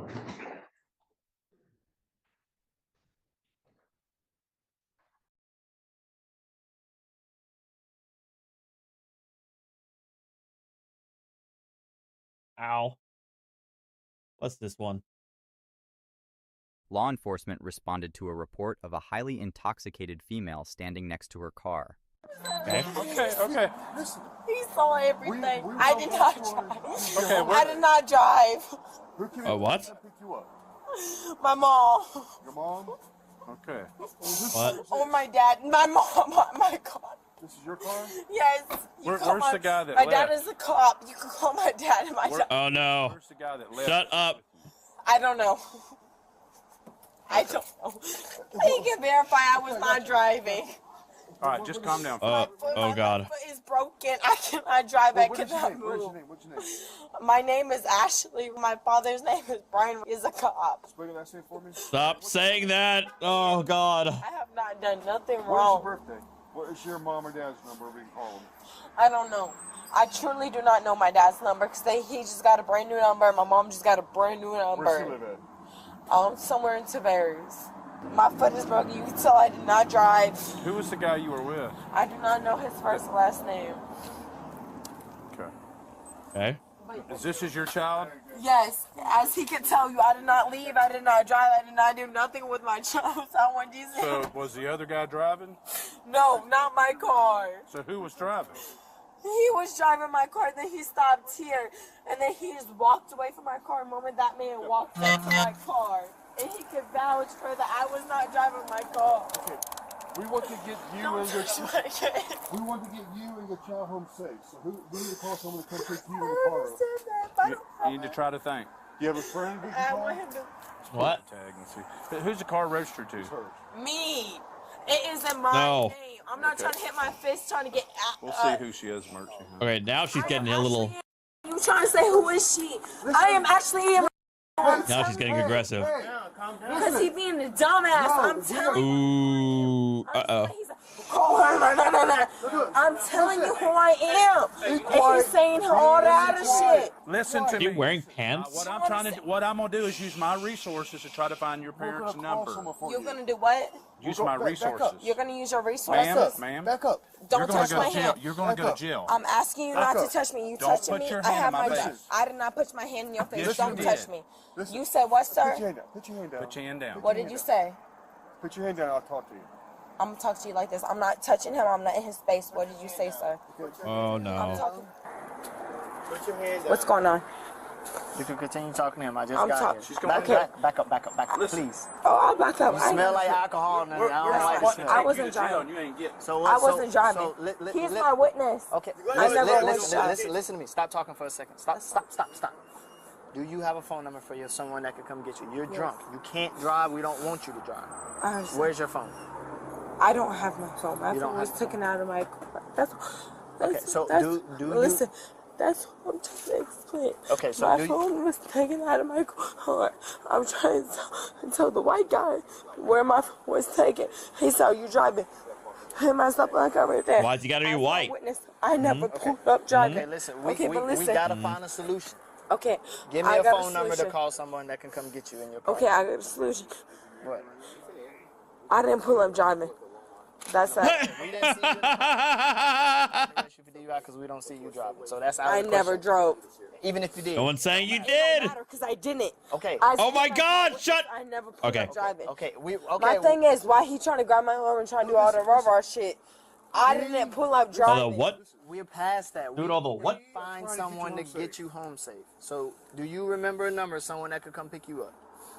Who can I call to come get you? I can walk home. Where do you live at? 20 minutes that way. Oh, you're not walking 20 minutes drunk. That's not an option. You have a child in here? I can call my cousin for my daughter. Does that work? You have a child in the car? Oh my! You have a child and you want to abandon the child? Don't belong my child. I can call. I can call my mom for my daughter. That work? Can you call who? My mom for my daughter. What is your mom number? Call your mom for you and your daughter. What is your mom number? Baby, can I use your phone? I've got a phone right here. What is your mom number? What's the number? Can I type in the number? Sure. I'm gonna hold it. You type it in. Okay, can I hold it? So I can put it to my ear? Can I hold it to put I'm it? gonna put it on speakerphone. I didn't know you had a kid in the car. That changes everything. Listen, we're here to try to help you. we're not. I understand, but my thing is, I didn't have no problem. Oh, let me see this. You didn't. Okay, you hold didn't, on, baby. You didn't dial the number. Okay, because I'm in the middle of dialing the number. You understand? But I'm stopping to speak to him. Okay, don't speak to him. You with me right now. I understand, but he just spoke to me. Please put the number in the phone so we can get you and your daughter home. Okay, here's her car keys. Yeah, she ain't getting these back. So, get that number. We got. What's the number? Man, what is the number? Huh? Say what? You said what? What is the number? Are you trying to be slick?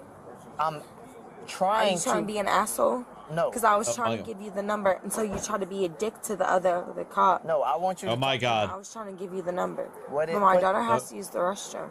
I have no problem giving the number because I was not the one driving. Listen, before you interrupt me, because you trying to roll your eyes and try to be a dick, I have no problem. I was not driving. I have volunteered or other Oh my God. people saying I was not driving. I'm not the one. I know for a fact I'm not finna go to jail for no shit. Man, we're. You are pissing me off, and you're probably pissing the officers off. It does not matter. Give the number so we can get you No, I and your got daughter it. home. Brian's on his way. That's what I was trying to tell you. I was going to find your dad's number. I just spoke with him. He'll be here in 20 minutes. The cops are finna come.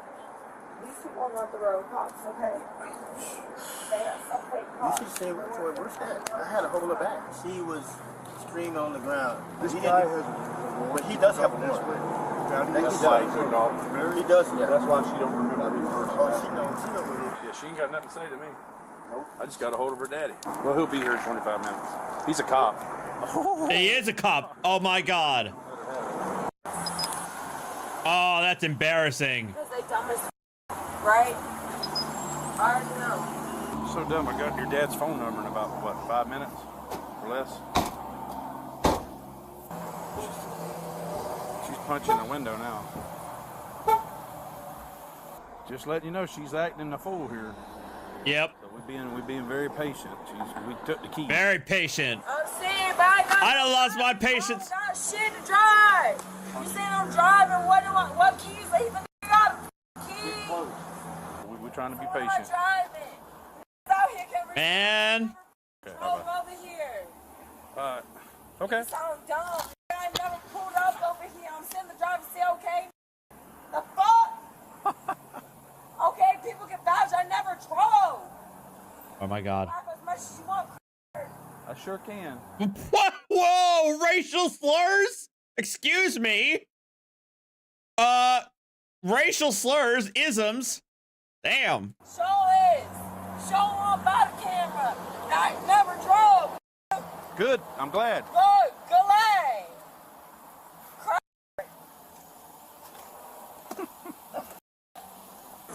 I'll be ready to kill some shit. Awesome, real shit. Let me put my hair up. So I'll beat somebody ass. I don't give a f*** audio camera going. Oh, that camera Oh my God. your ass. Oh my God. She needs to stop.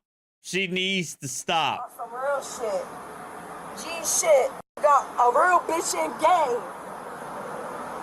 Your dad's a cop and you're allegedly in a gang. Okay. Pop a real bitch in gang on G shit. That's what's crazy.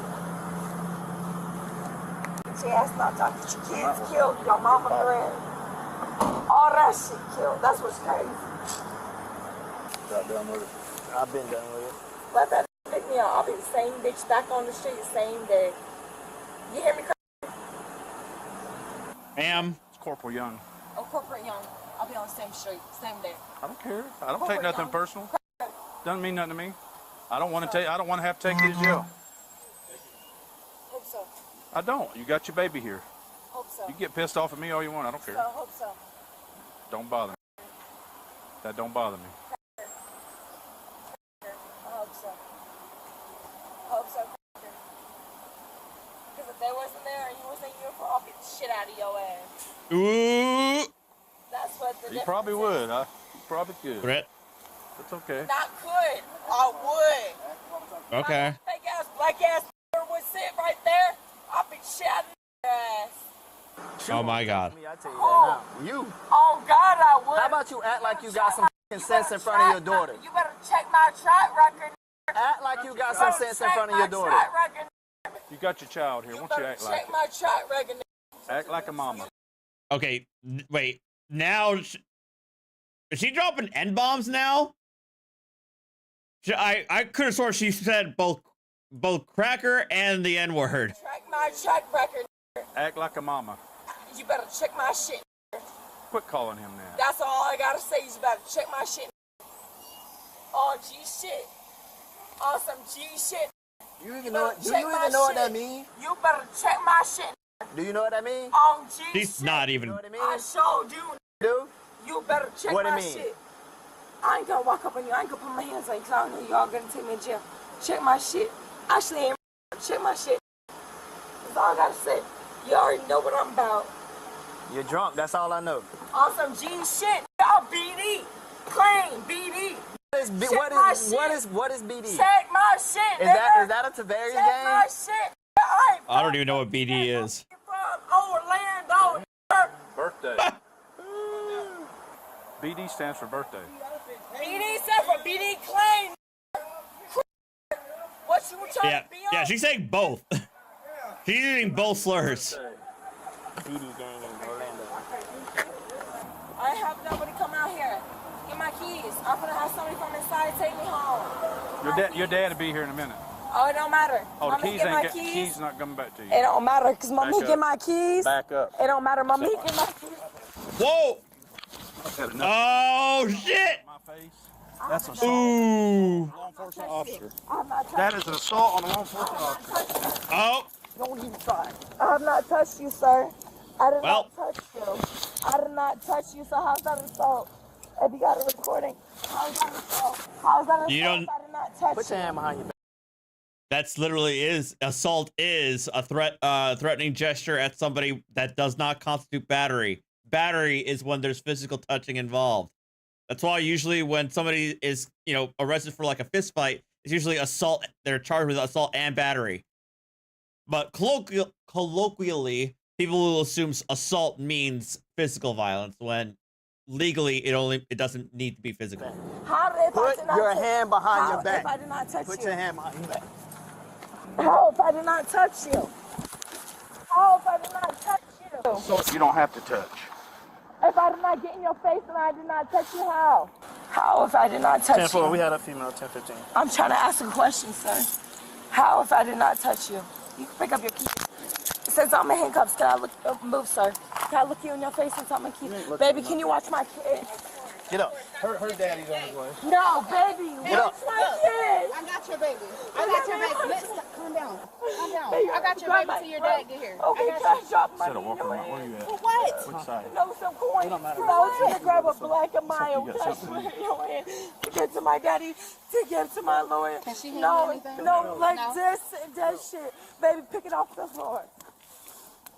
On some real shot in, get in their face or none shit, baby. Oh my god. I'm not getting in the car.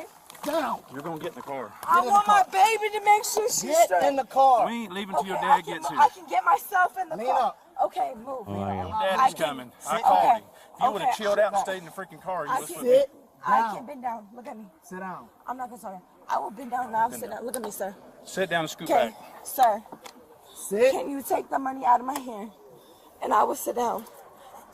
That's all I ask. Sit down. Sir. Look at me. Sir, respectfully. There's no respect. You showed zero Okay. respect, especially your daddy being a law enforcement officer. That's ridiculous. I understand that. But I'm angry. I've been abused. I've been punched in my face. Look, just respect. Real quick, I understand you should show me zero respect because there's zero respect I showed you. But if you could show me 0.2 respect, just look at my 0.2 respect. Checked out. I understand. I'm checked out. But my foot is broken. But the point I'm trying to show, I'm sorry for spitting, but my point I'm trying to show is, I don't want my kid. I don't give a if I go to jail tonight. I'm sorry for spitting. I don't give. You're going to freaking jail. That's It's gonna fine. happen. That's So fine. your dad's going to take your child. But listen. Listen. I understand, sir. Get in or we're going to put you in. I understand. I'll have But EMS listen, come check your foot. That's fine. I don't care about my foot. All I care about is my daughter. Your daughter's fine. I Sit down. understand. I understand. Sit down. But listen, Reverend, I can listen to you when you sit down. Ma'am? I have no problem listening. I ask. Yes, sir, I and tell, I listen. I make. Yes, sir. Yes, Okay. sir. Ask, tell, make. Sit down. Now you're being made. Okay, no. Now you're being made to sit down. Put your head in. Yes, sir. Put your head in. Put your head in. Put your head in. Sit down. Get on the other side. Pull her over. I'm trying to come, sir. Get in the car. I'm not playing this game. I'm not trying to play no game with you. You've been playing games this whole time. You could if you would have did what we asked you. Hold on. You gonna do what we asked? Yes, sir. Okay, sit back up. Okay, stop, please, because I legitimately have a broken foot. I'ma listen. Sit. Yes, sir. Slide in. Okay, yes, sir. Duck your head in. Slide in. Can you This is your just- good foot. Slide Yes, in. sir. That's my Duck bad your foot. head. Yes, sir. I'm gonna dump my This head. is your bad foot here. This But is your good foot. No, this is my bad foot because you see it. I'm trying to show you. That's the only reason. You see the black and blue mark on my big Your toe? foot looks a little swelled up. Yes, ma'am. Your toe looks a little Yes, black. I have a broken foot. That's all I'm asking. I want my all I want to do. All I want to do is make sure I have my daughter taken care of. I never went to the hospital. I'm not trying to be disrespectful. I'm not trying to get mad. I'm not trying to get in your face. I'm not trying to be disrespectful. I don't care if I go to jail, but today, my only thing is, and if you do guys, you'll have my dad, because I guess you guys already know my dad's troll. Have my dad I called your dad. That's okay. Had him That's in route. okay. That's okay. I'm not mad about that. Go ahead, sorry. I'm not mad about none of that. My only thing is my daughter, because I do have a broken. Hey, I'm not trying to get disrespectful. I'm not trying to get angry. All right, well, just sit right there. We'll let EMS check you out. I'm not trying to be nasty.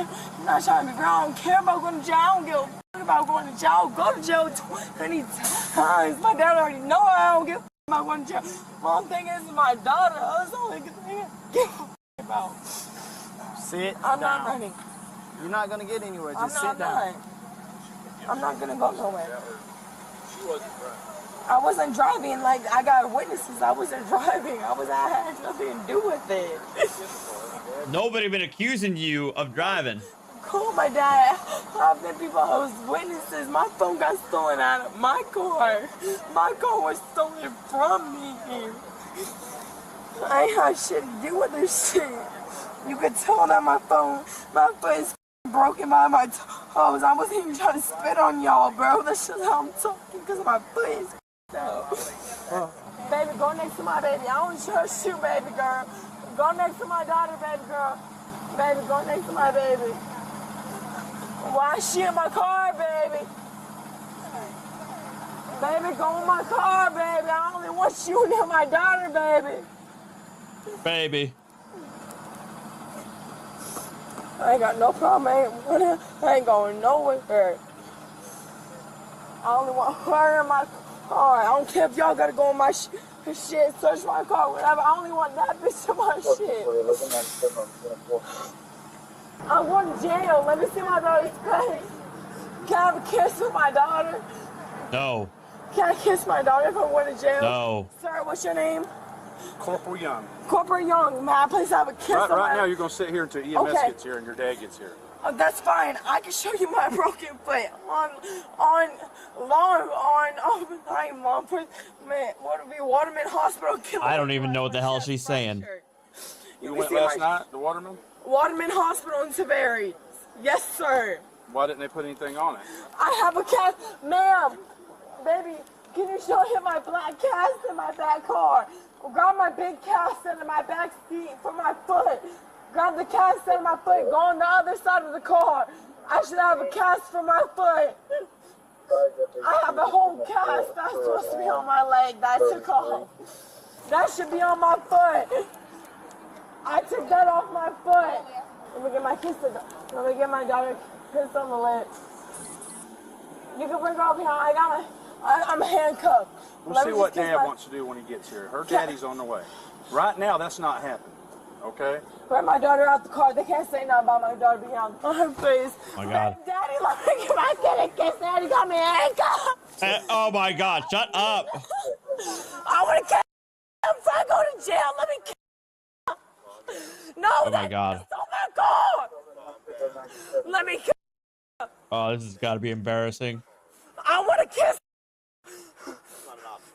That baby, you better go get me out of the kid right now. Let me kiss. I want to kiss. I gotta go to jail already. Let me kiss my baby goodbye. I don't give a who my daddy is. I don't give. They not gonna let me go with him because he drunk. I'm telling you. Think about your baby. You're thinking about yourself right now. You need to think about your baby. You want to see your baby. You want to give her a kiss. You need to calm down. Okay? You'll be out in the morning and you gonna see your baby.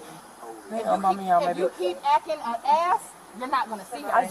DCF gonna have her, and you ain't getting your baby back because DCF don't play that. You already DCF ain't going. It don't matter if I don't drive home. All I want to do is give my kid a kiss. I never got. Listen, Daddy. I never got in their face. That right there slammed me against the. But listen. Oh wow, really? Slammed me against the car. And said I got in his face and slammed me on the car. Said I put his hands on him. Pull the cop video camera on the car. I never once got in his face.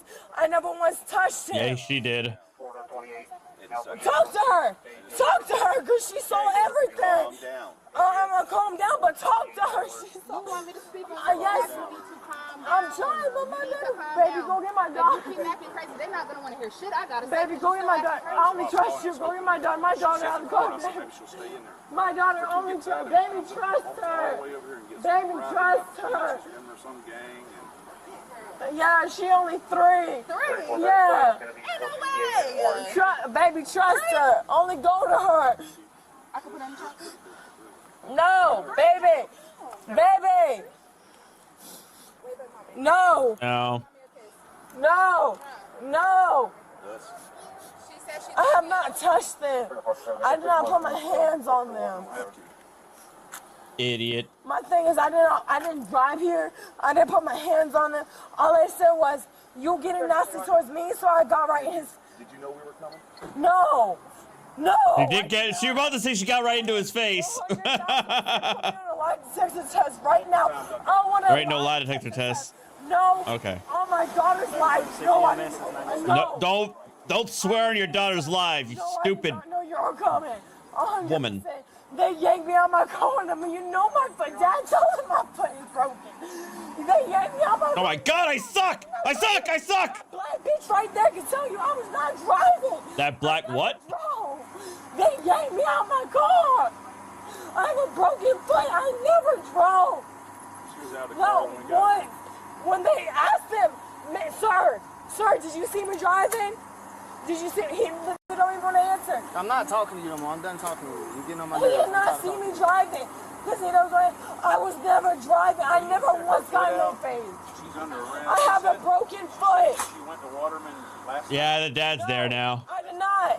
No, ma'am. I did not go to Waterman last night. My foot been broken, ma'am. I have a broken foot. I'm going to calm down, but tell him to move. I have not done. I have a broken foot. I'm going to come. Yes, ma'am. I'm not going to lie. I have a legitimately broken foot. If you want the truth, I got into a fight with a frog. I tried to knock the frog off my bedroom window. You can ask my. Wait, what? She got into a fight with a frog? Dad! Did you say she got into a fight with a frog? Like, she said she tried to kick a frog out of her bathroom, and that's how she busted her foot? Daddy. Well, I brought him here. I'm good. We'll figure out later. I'll sit on my foot. I'm going to take the handcuffs and I'm moving to the front. And then I asked you several times to back up. You didn't, but pull your camera. You have a camera. I got the camera. Recording. Just hold on. I got you. But hold on. I'm not trying to run. I'm not running. Daddy. Daddy. No. Hold on. I'm being so serious. I'm not finna in jail, Dad. There's nothing I can do. Go talk. If you would have just sat and I calmed did. down, it would have been an issue. Go with EMS. I did. Lay down.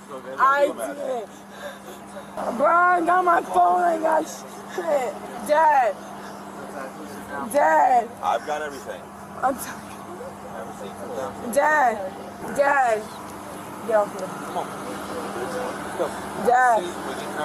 Mom! Calm down. Oh my God. Ashley, sit down. Psycho. Don't go that way. Don't go that way.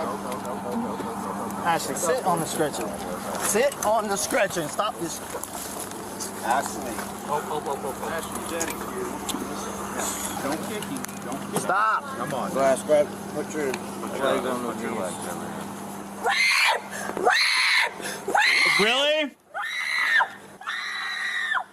Oh my God. Ashley, just You gonna let them take me? You gonna let them take me? Count your days. Look at me in my eyes. Count your days. Look me in my eyes. Count your days. That's all I want you to do.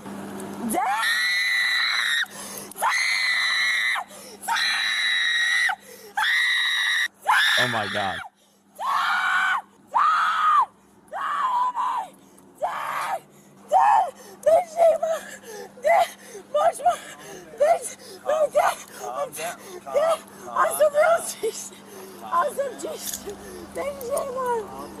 They have to do this for their safety. She's still saying that she's on some G shit.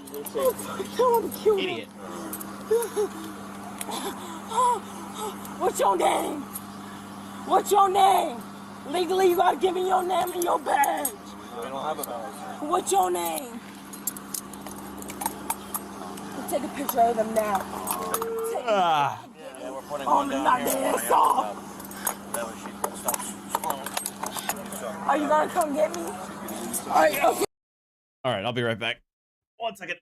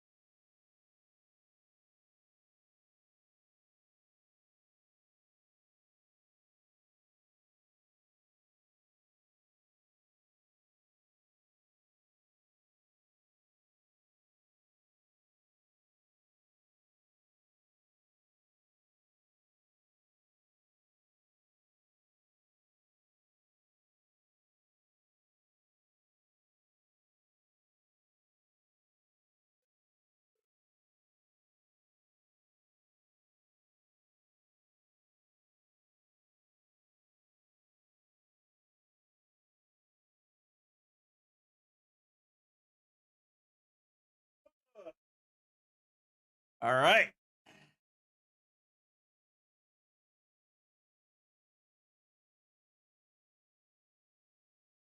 Idiot.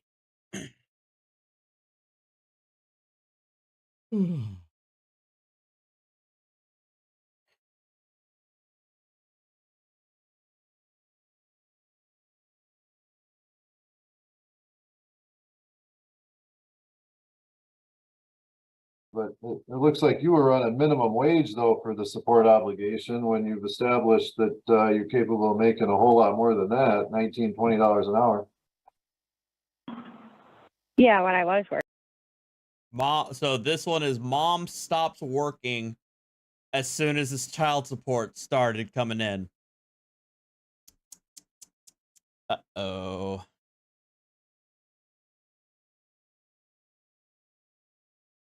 Working, yeah. Right, but I mean, you can still work. All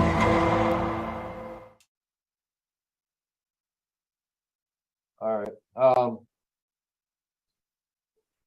It's an order from the PA's office, and it was just signed March 3rd of 2023, effective January 1st, 2023.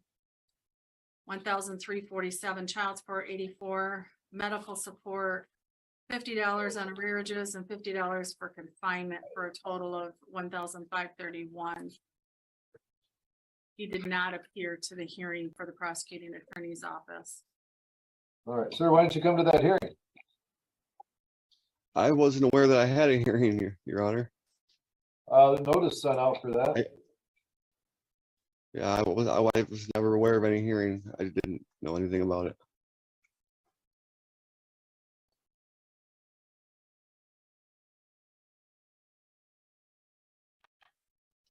When was the hearing?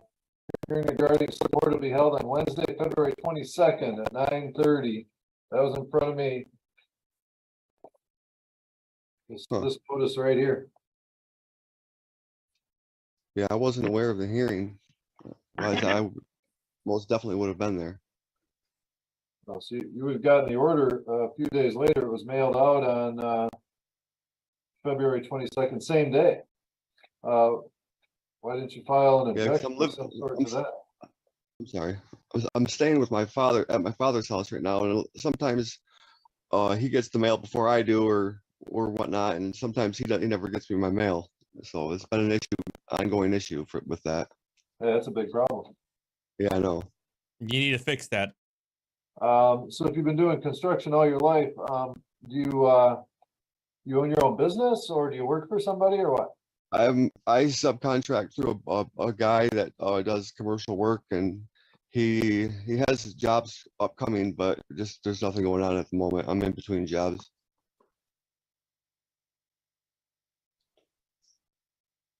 Ms. Hummel, can you tell with what you have in front of you how much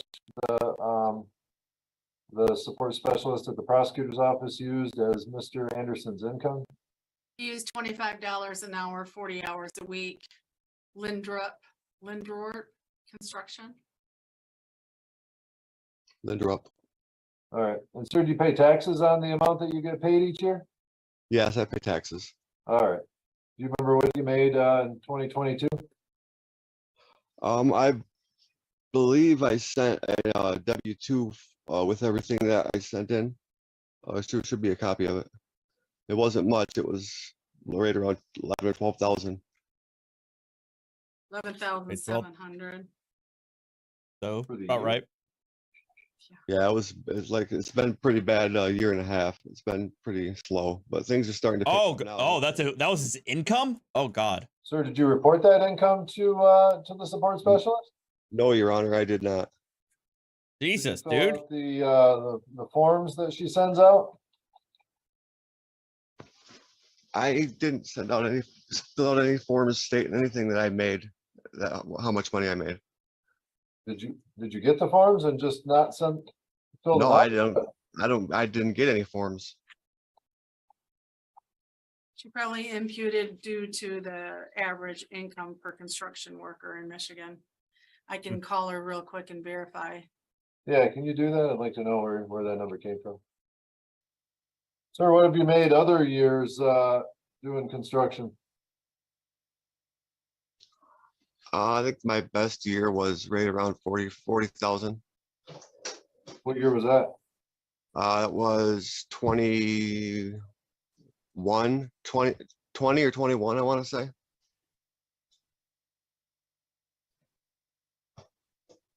Ms. Long, do you work? This is Mom. Sorry, I had my phone muted for the traffic. I'm outside right now. Currently, no. I am fighting for unemployment right now from when I broke my 2 fingers at work. Where were you working then? I was working at Magna in Newego. How much were you making? $19 an hour. Huh? 19. 19 an hour? $19 an hour. Yep. When did you start working there? I was there almost a year. And then I stopped working. I make enough to look. I make enough to live comfortably, as well as be able to support my my gaming hobbies. Because you broke your fingers? Yeah, I broke my fingers, and they expected me to do a job duty that I was not able to do. You haven't gotten a new job in 6 months? Well, it's honestly really hard for me to perform any type of duty with the hand that I can't use right now. Oh no. No, they didn't give me any surgery. What? I'm working with a hand specialist out of Holland, though. So you broke your fingers? You didn't have them set by a doctor or anything to heal? Well, they rebroke them. And then they just never grew right. What hand? Right hand. Are you right-handed? Yep. So are you currently seeing a doctor then to get it figured out? I mean, you can't go through the rest of your life Yeah, with fingers that don't work. right. Yeah, for sure. Yeah, I'm seeing an orthopedic out of Holland pretty regularly. You haven't worked at all in 6 months? Well, I mean, I've worked a little bit, probably for my mother's business. I don't know, not nothing regular, maybe 20 hours a week. What do you do there? Well, I just help her around the house, or else I pressure wash for her. Help her around the house doing what? Anything that she may need. My stepdad passed away, so everyday responsibilities are really hard for her. I mean, what I can do one-handed, I mean, I can mow the grass, organize, anything really. And pressure washing is only, holding the brush. And that still makes it hard for me. What were you doing at your job at Magna? Assembling mirrors. All right.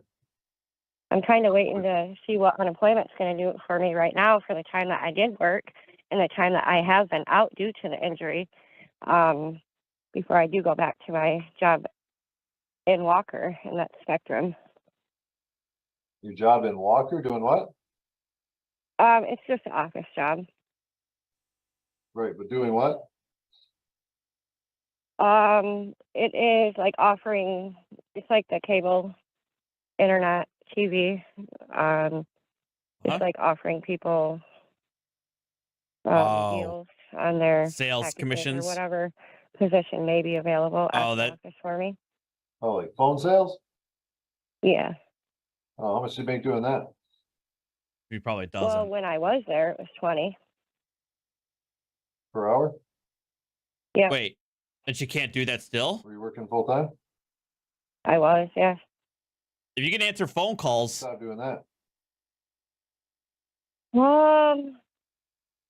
Probably in 2001. 2001? Right around there.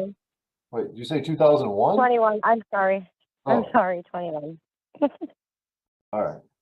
And why'd you leave that job? I don't remember the exact reason, but I do know that I wanted to be closer to home. So I took a little bit of time off and then got the Magna job. All right. I mean, Newego to Walker is a big difference.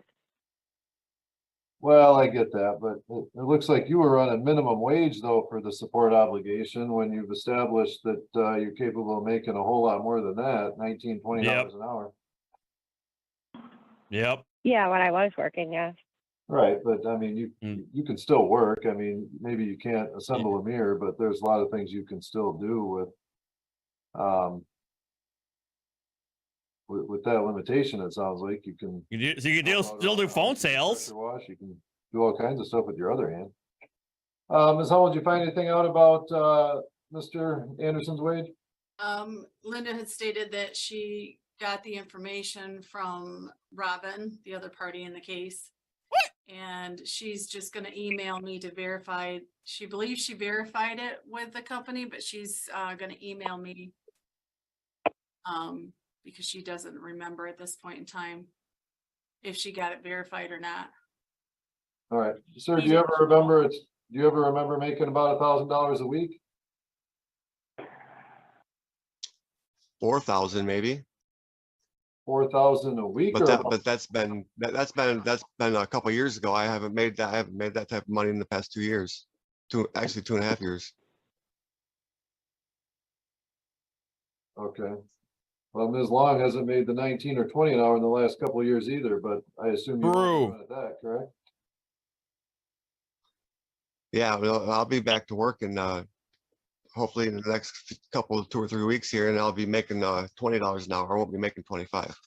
Why not? Because that's just not what I'm making on this job.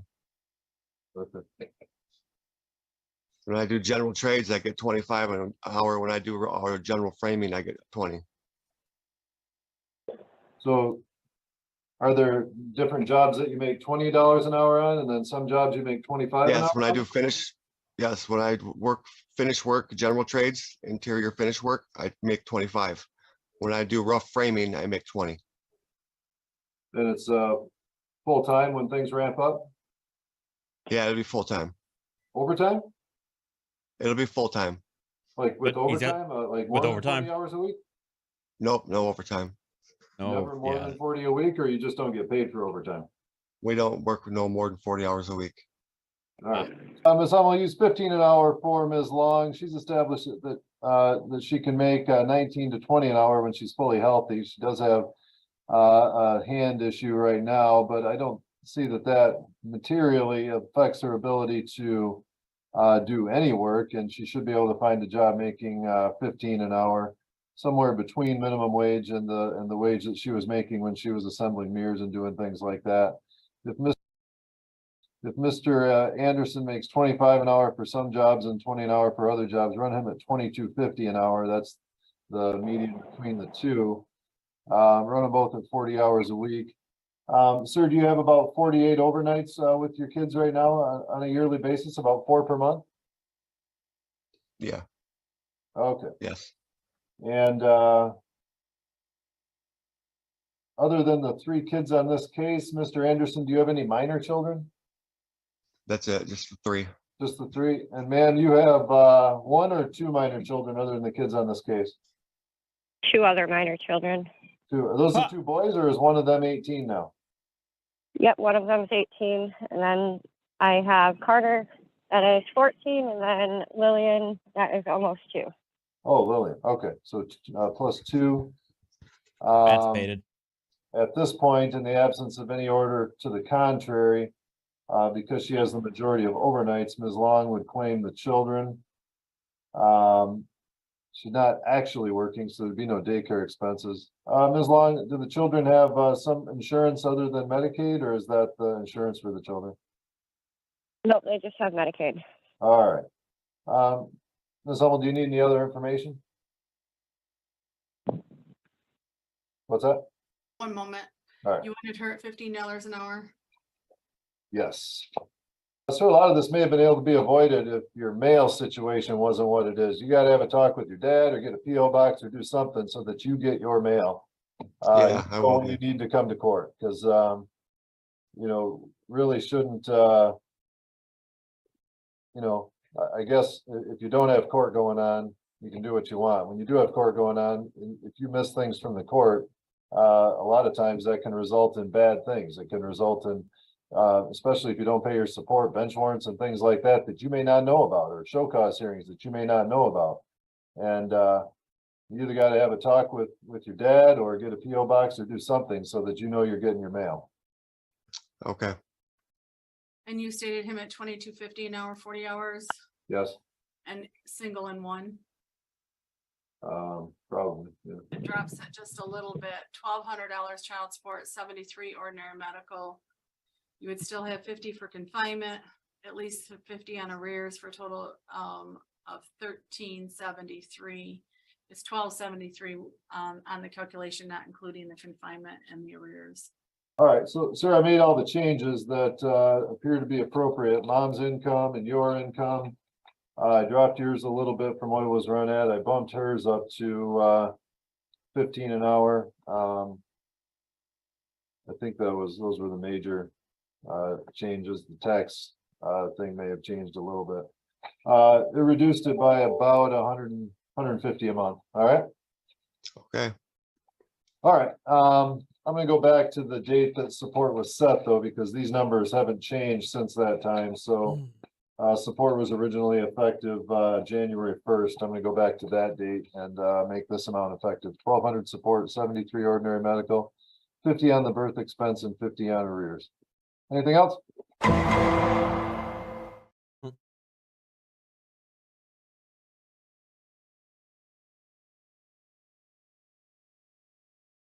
The referee said, I'm going to refer this to the judge to deal with this. And he, quote unquote, said, good luck, and hung up.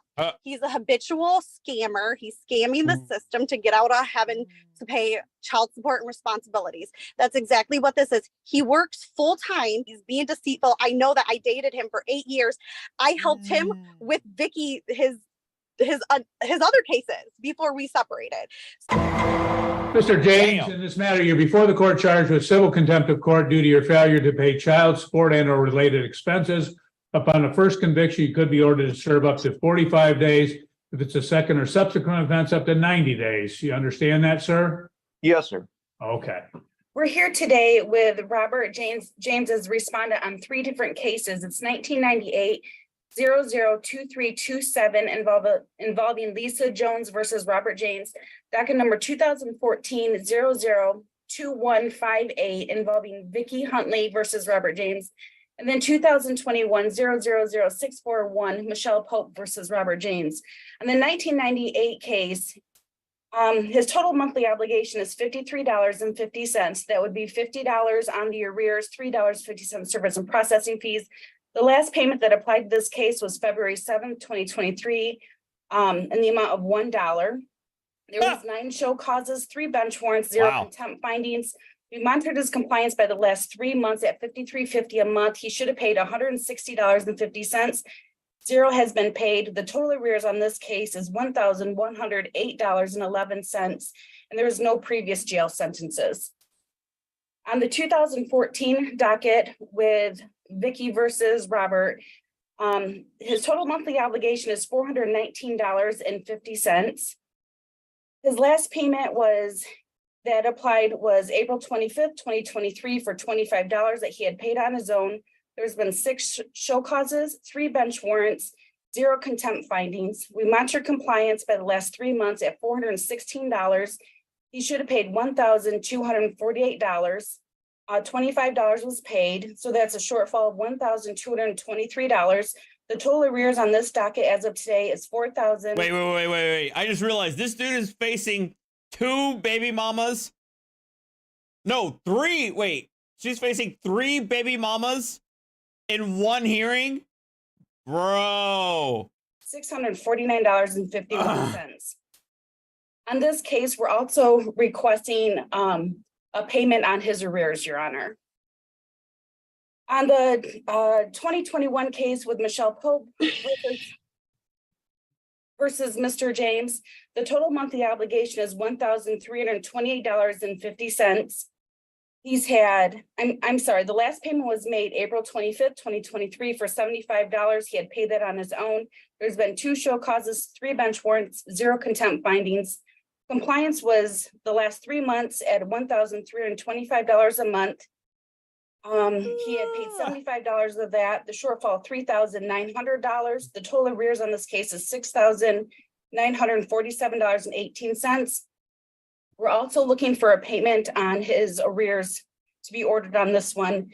And then just for the record, at the last show cause hearing, April 13th, 2023, before Referee Coteau, Mr. James did appear for his show cause hearing, which in a tractor at a farm. An income withholding was sent out to Wilson Farms, and Wilson Farms had said that they had never hired Mr. James, just for the record. Wow. Okay. Mr. Stackwriter, do you contest or dispute any of the statements made by Ms. Hester? No, Your Honor. Any questions of Ms. Hester? Yes. Go ahead. Ms. Hester, have you offered Mr. James the ability to participate in the LEAP program? You know what? I believe I have, but I don't have the information right in front of me. You would be able to answer that. You have, Jamie. I have, okay. And he was found ineligible because hold on, Ms. Huntley. Ooh. You don't have a chance to speak now. I'm going to give you an opportunity to speak later, but not now, okay? Go All ahead. right. No further questions, Your Honor. Okay. Any proofs, Mr. Stackwriter? Yes, I'd call Mr. James Jr. Okay, go ahead. All right, Mr. James, can you hear me? Yes, sir. All right, you heard the testimony of your caseworker, Ms. Hester. Is there anything that you disagreed with? Well, I did make a payment yesterday, sir, that wasn't brought up. I don't know if it hasn't been posted gee, yet or what thanks. have you, but I did make a payment yesterday of $100. But other than that, no, sir. Okay. And where are you currently working? I am not working. Like I told you earlier, I've applied for over 100 jobs. And every time I get something going, this home invasion case jumps up that I have pending with Miss Pope, and the offer is usually rescinded. Yesterday I was called and offered a job at Thompson Construction in Coldwater, starting July 10th. Okay. When was the last time you were working? In October, sir. October of last year? Correct. Where were you working? At McClellan Apartments. Okay. And were you making regular payments on your child support obligations? There was an income withholding at the time, yes. All right. And so that employment ended in October of 2022. What have you been doing to find employment since that time? Like I said, I've applied for over 100 jobs. I've been to multiple interviews. I've had 2 job offers. Once the background check comes back with a pending home invasion case, they rescind their offer. Okay. And is that pending in Calhoun County? That's correct, sir. What is the status of the case? As of right now, there's no upcoming court date scheduled. Okay. Is there a reason for that? That I'm not sure. I talked to my attorney yesterday, and he was supposed to check the status and let me know. I haven't heard back from him. Don Hammond is his name. Okay. And you said you were just offered employment at Thompson Construction? That's correct. All right. Have you accepted that employment offer? I have, and I start, like I said, July 10th, sir. All right. And do you know the pay there? $19 an hour. All right. And do you know how many hours per week? It should be between 38 and 45, Monday through Friday. Right. Are you willing to set up income withholding? Yes, I've let the foreman know there that there will be an income withholding set out. All right. How have you been supporting yourself since October of last year? So basically, I just do odd jobs here and there. Occasionally, I work for my brother-in-law who has a dairy farm. I don't know if they sent out a Wilson income withholding to the proper Wilson Dairy, because there's several of them. But the Wilson is spelled with 2 L's. It's WILLSON Dairy, and that's in Marshall, Michigan. Okay. And but I only work roughly 20 to 30 hours a week. Okay. And that's not every week. It's just whenever he needs help. All right. Are you getting help with paying your living expenses? Right now, I live with my parents. Okay. And you voluntarily made payments on your child support obligations during that time from October to now? That's correct, when I could. All right. Do you have an ability to pay any mean? money today? I could make a payment today. Of how much? Well, I mean, I could probably pay 100 or 150 on each case. All right. All right. Anything else you would like to tell the court? No, sir. All right. Thank you. No further questions, Your Honor. Thank you. Mr. James, in this matter, you stated that you'd work some odd jobs, and obviously, how much would you say you average per week working those odd jobs? Maybe 200, sir. Okay. And when you worked for your brother, let's say on average, you were saying you were working 20 to 30 hours a week. How much would you make working for him on average? So he paid me $15 an hour cash, sir. Okay. So at that, you were working anywhere from basically anywhere from 300 in that matter to, let's say, 450 per week then? Well, not quite that much. Like I say, about 20 hours. So roughly 350, sir, Okay. on the top end. Okay. Well, if you're working the odd jobs and you're making 200 and you're making 300 at that, why were you not paying any more money on your support obligations? Well, to be honest with you, sir, I was trying to pay all my obligations. I paid over $1,000 in dance for my daughter's dance class so she could dance. Her mother was adamant about making sure I paid for that so my daughter could dance. I just trying to make every end meet that I could. Okay. It's not that I don't want to pay. It's just that I really don't have the means to pay. My truck's about to be repossessed. Like I say, I'm starting a new job July 10th, and everything should fall back into place after that. Okay.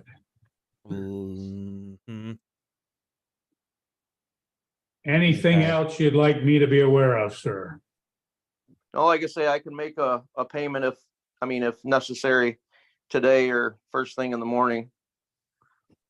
Okay, you said 150 per case, so you've got 3 cases. That'd work out to $450. Yeah, I'll just borrow it from my mother. Oh my God. I've got good credit with her. Okay. Really, bro? Anything else you'd like to, really? tell me, sir? No, sir. Okay. Why don't we start, Miss Pope? What would you like me to be aware of? So, Robert, he's 100% being deceitful about the his job at Wilson Dairy. And I know this because I've been with him when he's cashed a check from Wilson Dairy that's on their, company. It's a company check. We dated for a long years before we separated. In fact, I have text messages on my phone and on my daughter's phone and recordings where he can't see his daughter because he's working.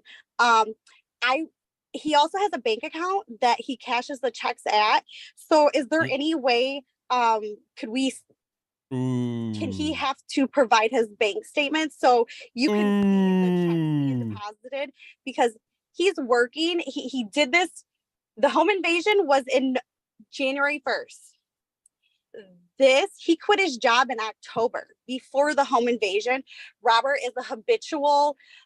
He goes through jobs frequently. That's what led to our separation. I always had to, fork the bill for everything. He's 100% being deceitful. Also, friend of the court had the correct address to Wilson Dairy because I provided it to them myself. I know the address. His sister and brother-in-law, just like Robert, they're, and he said it before. Actually, at our last show calls, he hung up, he disconnected the Zoom call. And after it was brought to his attention that he was appearing while sitting in a tractor, and he said, and the referee said, I'm going to refer this to the judge to deal with this. And he, quote unquote, said, good luck, and hung up. He's a habitual scammer. He's scamming the system to get out of having to pay child support and responsibilities. That's exactly what this is. He works full time at the farm. He gets paid on company checks that's deposited into his bank account. He has vehicle. He has softball teams. He's a very active man. How do you support yourself? He said he does odd jobs here and there. That's employment. Whether you want to call it an odd job or you're employed with a big company, you're working. The income withholding thing, that's his sister and brother-in-law. I'm not surprised they're not going to do it because of that.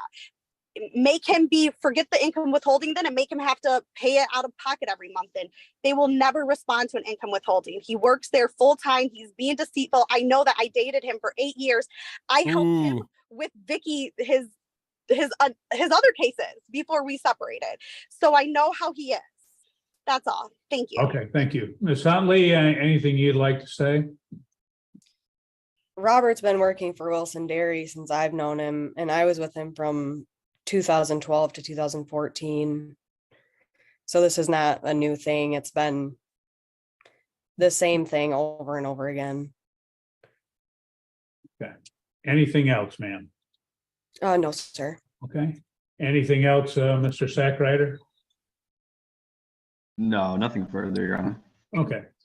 Well, in this particular matter, the court will note that, again, Mr. Mr. James has testified in this matter that he last worked in October of 2022.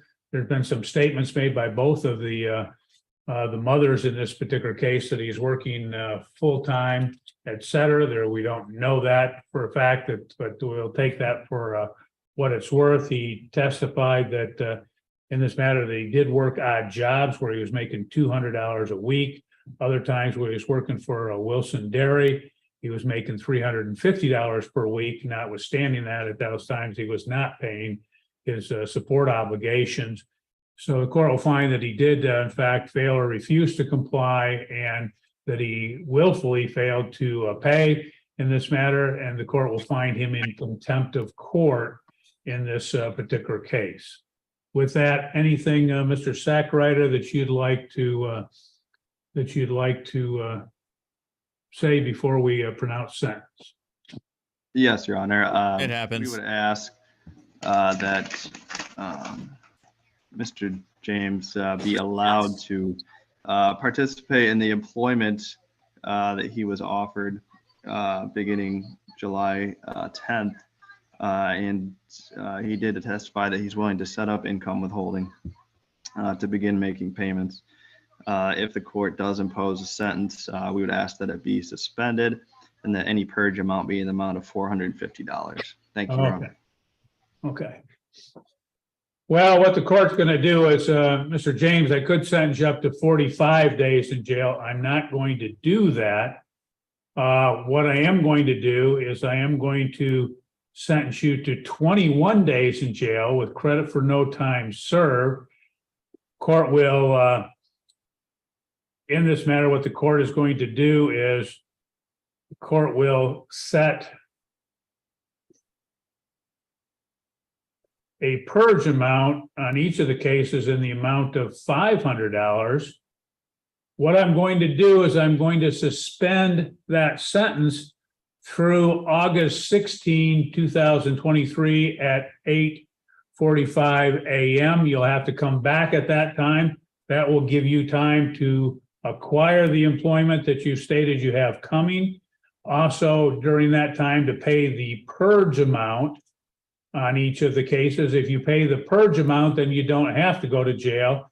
If you don't pay the purge amount on that August 16th date, you will be going to jail and serving your jail sentence. You understand that, sir? Yes, sir, I do. Okay. For Ms. Huntley and Ms. Pope, just so you know, in this case, what we're attempting to do is obviously the importance is to get money coming to you so that you have money to support your children in this case, and the court looks at that as paramount to any particular punishment, unless it gets so egregious that, again, that's just not going to be an option. But we're giving Mr. James an opportunity, but I will tell you, this is the last opportunity. If he doesn't comply, then he is going to go to jail. So the court would also, in the case with Ms. Huntley, in this matter, the court would set a arrearage repayment. Well, I'll do it on both cases. Arrearage repayment in the amount of $50 per month on both cases. So that will be added to the amount that's owed in both of those particular matters. Anything else? Doesn't matter to me, honestly. We can do whatever contracts you got. Ms. Hester. Yes, Your Honor. Two things on all of these. Are you ordering court costs? I didn't hear you. Are you ordering court costs on these three cases? Court cost? Mm-hmm. No, well, no, I'm not ordering any court costs at this point. Okay, and then the other thing is could we please set it 8:16 at 8 a.m. instead of 8:45? Oh, yeah, we can set it. We'll do it at 8 a.m. then. Okay, thank you. And so, Mr. James, you'll have to be back on that August 16th date. We'll see what you're doing. Oh, wait, we just tried that one. Forget that.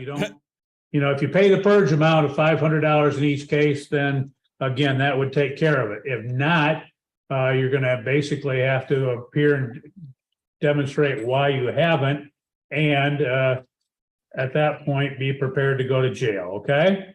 Yes, sir. Okay. So you owe that money. But we also said that we would take care of college. So you want me to pay both amounts, $100,000 plus the $70,000 arrearage, right? That's your dad. He has an investment fund that he started when they were born. It's the family, whoever the money comes from. It's a But trust. Dad, and you're responsible for raising your children and paying. So bottom line is, you're saying that, yes, you want to pocket the full amount of the arrearages for yourself, and on top of that, have my family pay for full amount of college. Is that what you're saying?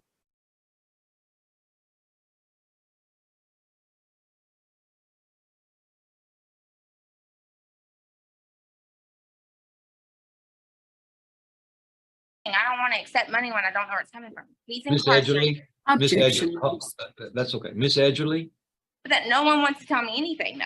Wow. Don't want to explain to me what a change of relationship is. Don't want to explain to me where the money's come from. Don't want to explain to me the welfare. Well, So, I mean, what do you want me to Miss do? Edgerly, I need you to stop talking, please. No, I'm not. He's got notice of the hearing. They sent it to him in prison, Miss Edgerly. Yeah, they told me he would be on the Zoom today. Sometimes TDCJ lets their people on Zooms and sometimes they don't. Most of the time they don't. Yeah. All right. You can go forward with your default.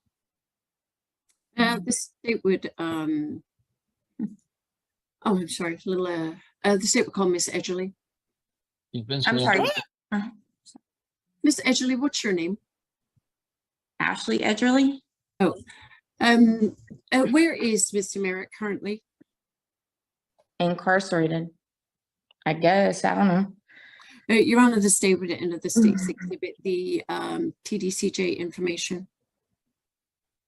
All right. Let me see if I can show that to Miss Edgerly. This whole Zoom thing, the agreement and all this, I don't like it. Let me know when you can see it. Yeah, I can see it. Miss Edgerly, I've just placed on the screen a copy of the Texas Department of Criminal Justice Inmate Information Details Report. Is it okay if I look at the report? Sure. State's Exhibit B is admitted into evidence. Ms. Edgerly, was there a prior order? Does it sound about right that there was a prior order done back in April of 2021 that confirmed some arrears that Mr. Merritt owed? I'm going to be quite honest. I don't feel like I've been in court for Hunter since it was in Orange County. Okay. I could be wrong, but I'm almost positive. Was there, if I may, was there a prior order which set the child support at minimum wage, where he was ordered to pay child support of $225 and medical support of $25? Does that sound about right? No. No, Your Honor, the court would ask the state would ask the court to take judicial notice of the prior order that was done on April 21st, 2021. The court will take judicial notice of its own file. Okay. Does Mr. Merritt owe some arrears right now, to your knowledge? Nope. Does he have arrears? Yeah. Okay. Your Honor, the state would enter the state's exhibit, the pay record in this case. Oh my God. Ms. Edgerly, I've now placed on the screen a copy of the alleged pay record between you and Mr. Merritt. Is it okay if I look at this pay record?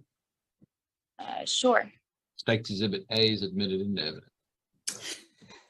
Ms. Edgerly, on May 31st, 2023, it shows that Mr. Merritt owes $26,669.63 in child support arrears. Does that sound about right?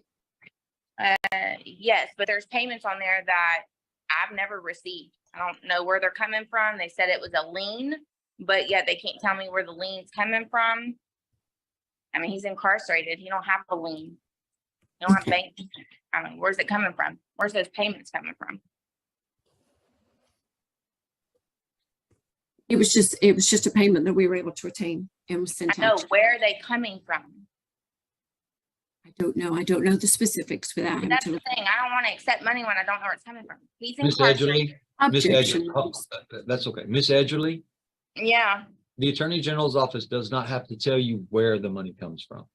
but that no one wants to tell me anything, though.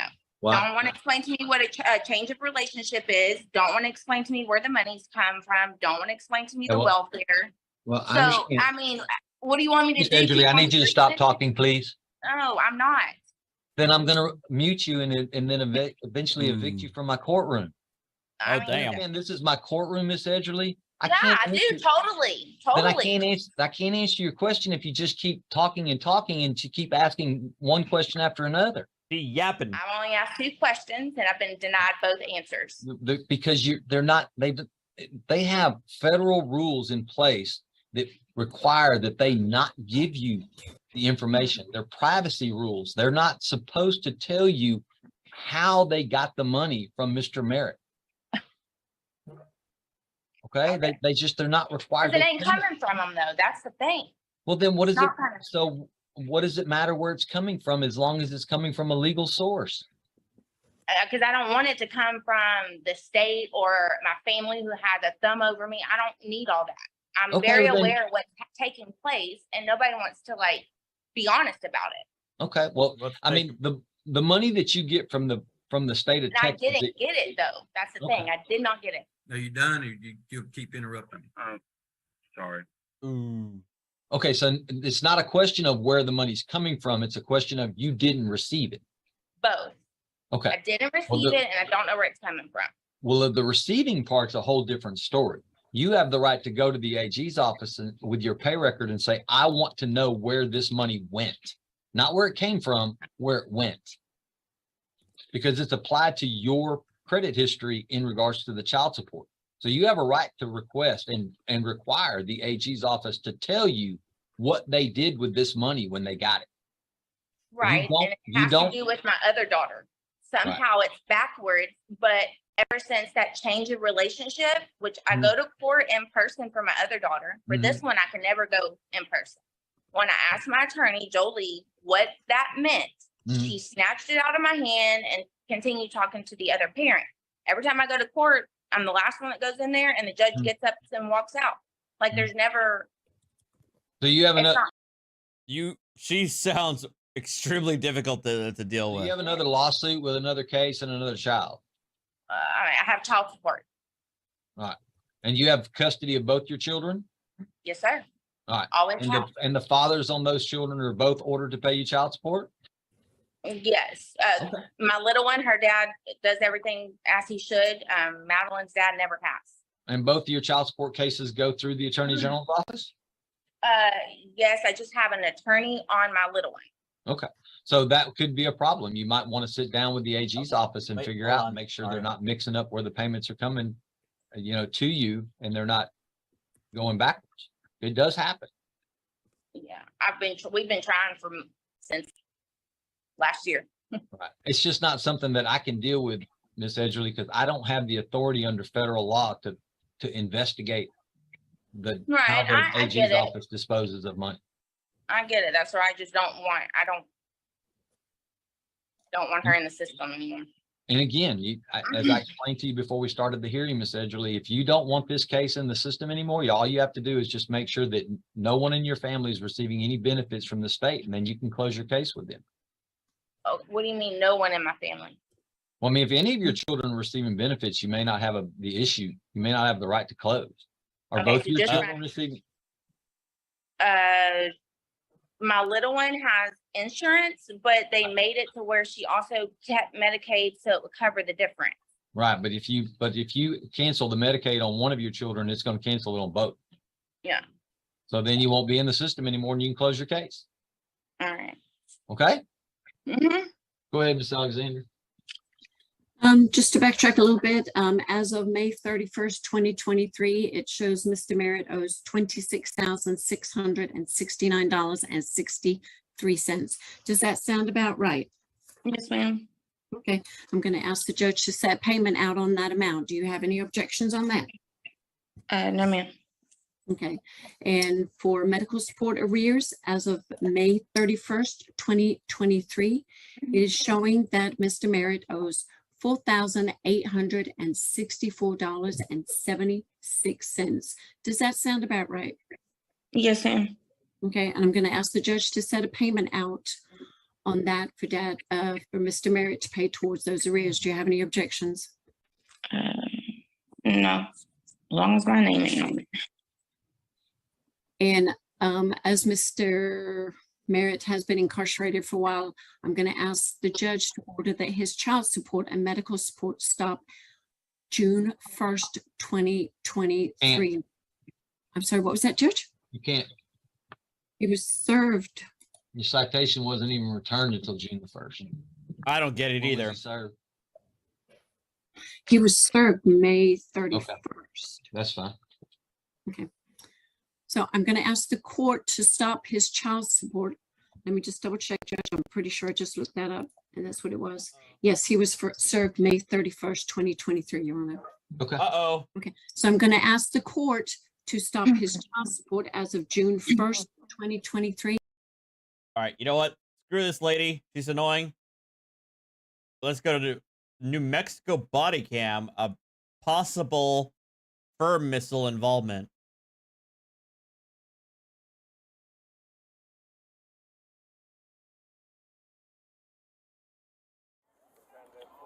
On Friday, March 4th, 2022, at around 5:30 p.m., Las Cruces police received a 911 call from a woman who stated her husband had shot her. Why is it not capturing? You stupid mother. Okay, there we go. 3 times before fleeing. The caller advised dispatch that her husband, who was identified as 34-year-old Julian Valenzuela, had fled from their house in a red Honda.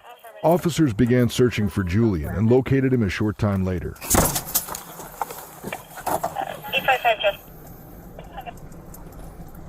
Newer or older?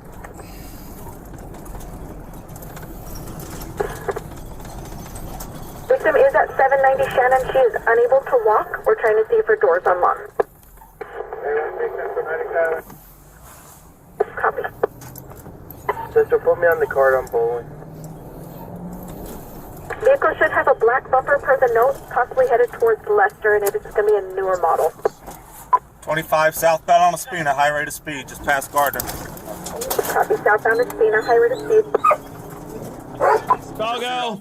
As an officer began to pursue Julian, he pulled over and began firing a gun at the officer before getting back into his car and fleeing. He's got a gun! Holy! Central, he shot at me 3 or 4 times on 2-4.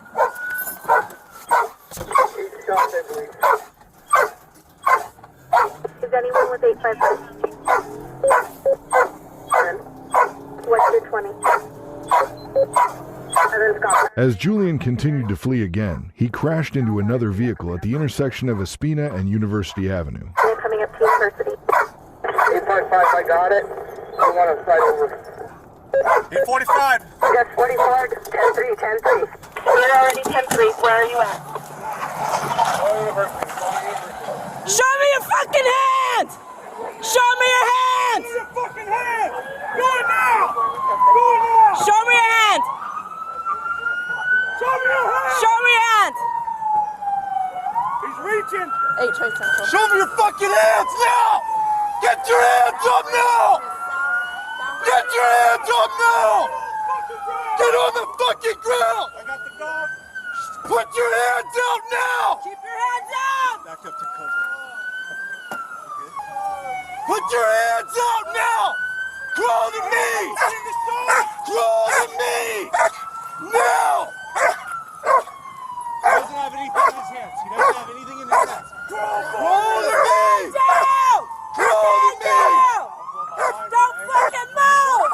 He doesn't have anything in his hands. Crawl fucking forward! Crawl forward now! Keep your hands out! Oh no, I'm gonna send this dog! Send the dog! Send it! Send the dog! Send it! Send the dog! Send it! Oh, damn, there he goes! Got him! Woo! Stop fighting the dog! Stop fighting the dog!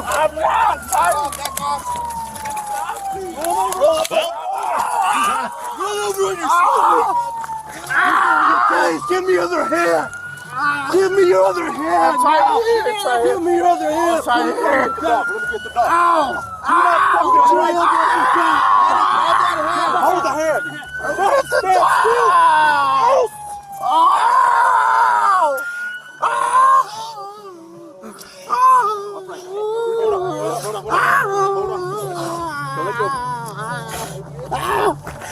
I'm sorry. Okay, doggy. Ow! Ow! Ow! Ow! Ow! Ow! Ow! Ow! Ow! Okay! Okay! That's fucking too much! Ow! Ow! I know, he's like, come on. Ow! Come on, get in there.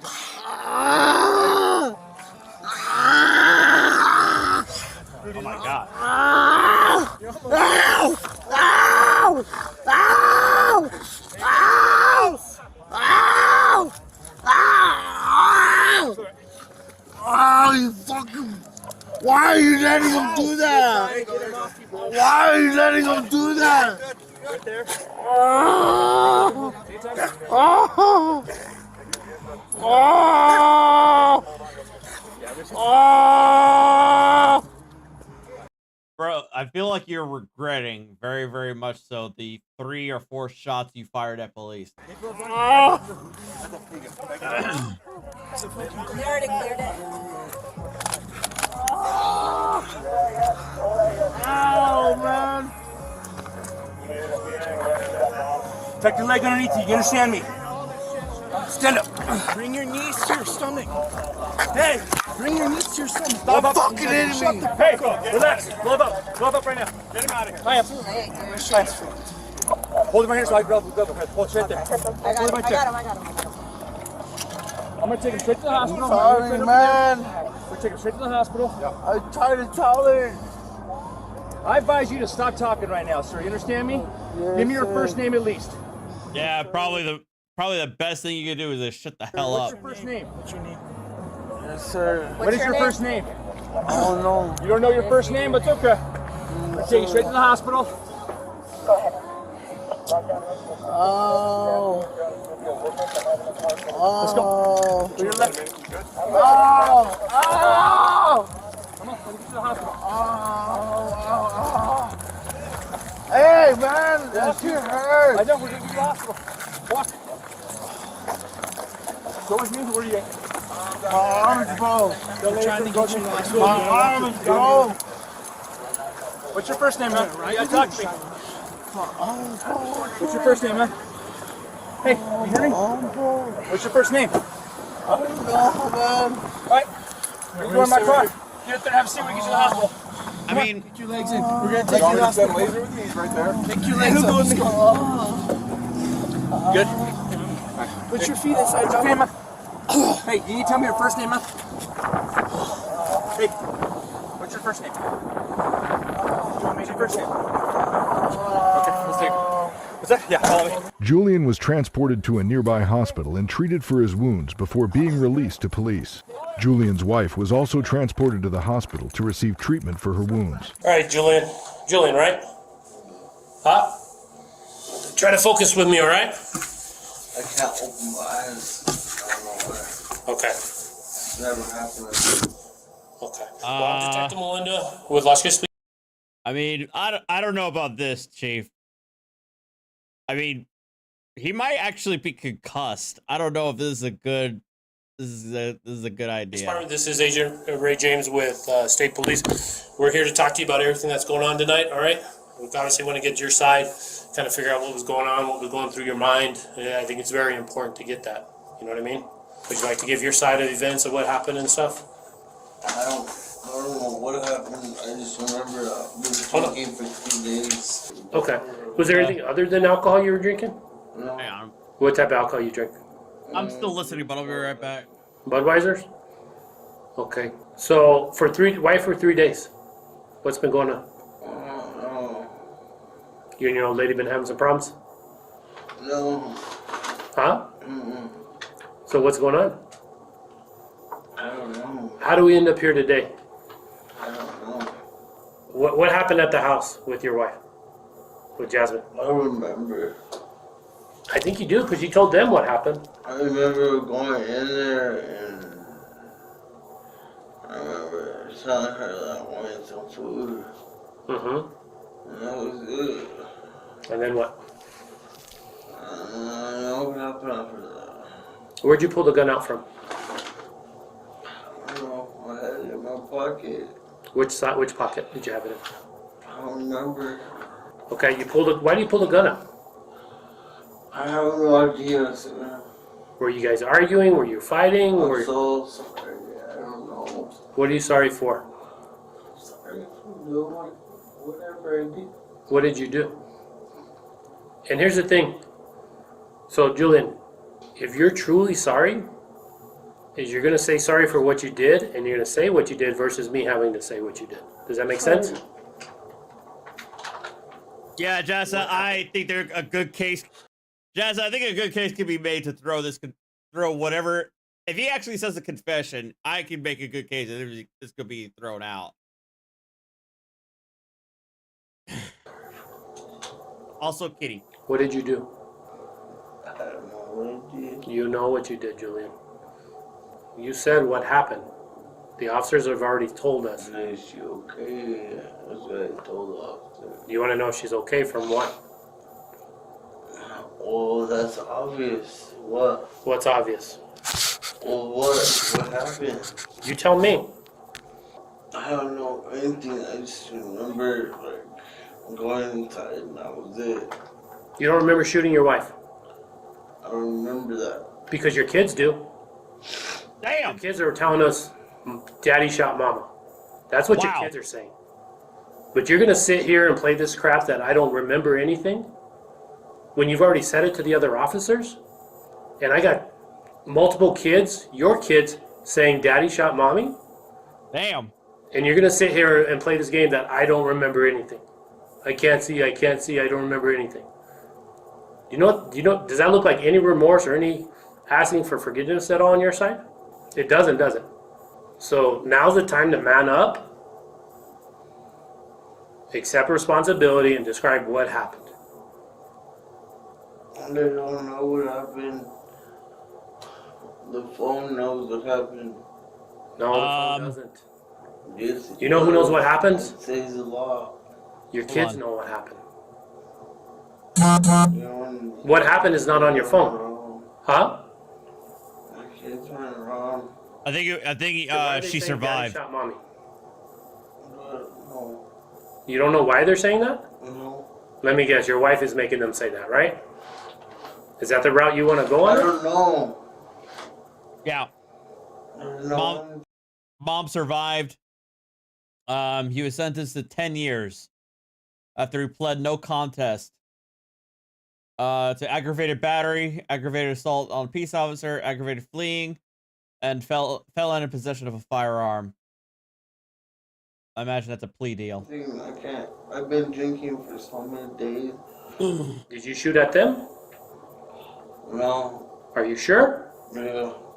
So if I have a camera video showing you shooting at the officers, your thing, I don't remember, I don't know. I don't remember. I've been drinking for 4 days straight. I don't know what I'm doing. But you remember you've been drinking for 4 days. Yes. See where I'm going with this? Longer. See where I'm going with this?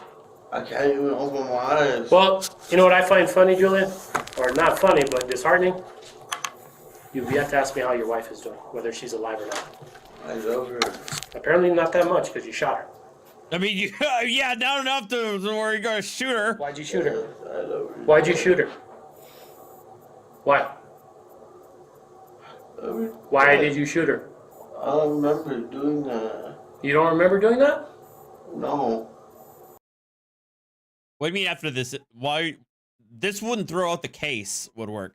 This could be challenged as being put into evidence, but there's plenty more evidence that the cops have. They have the statements from the kids, statements from potentially mom who survived, and also the dash cam footage of this dude shooting shooting at the officer.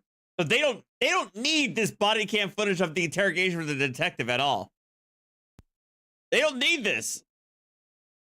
So there's no way that the entire case would be thrown out. There's plenty more evidence that they have to use against him. But you know who's gonna remember that forever? Her and your kids. Because daddy shot mommy. And then when they figure all this out and find out daddy didn't have the courage to be honest about what happened. He sat there and said, "Oh, I've been drinking for 4 days, I don't remember anything." That's what you want people to remember you as? All right, this detective is not the best, I guess, compared to other times where we've watched other... This detective is not the greatest, I'm going to say. Then be forthcoming about it. Like, I don't think mocking the defendant is going to build a rapport. That's what's going to be portrayed? I'm telling you, I can't. My arm was broken. I don't know what's going on. So you don't care about your kids, you don't care about your wife, you care about your... about all of them. I care dearly for all of them. Then tell us what happened. I don't remember what happened. All I remember is going inside, and that was it. Mm-hmm. When you're drunk, you don't remember everything. You only remember what you want to remember. And I remember begging her on my phone. Begging her what? Begging to be with her. She didn't want to be with you?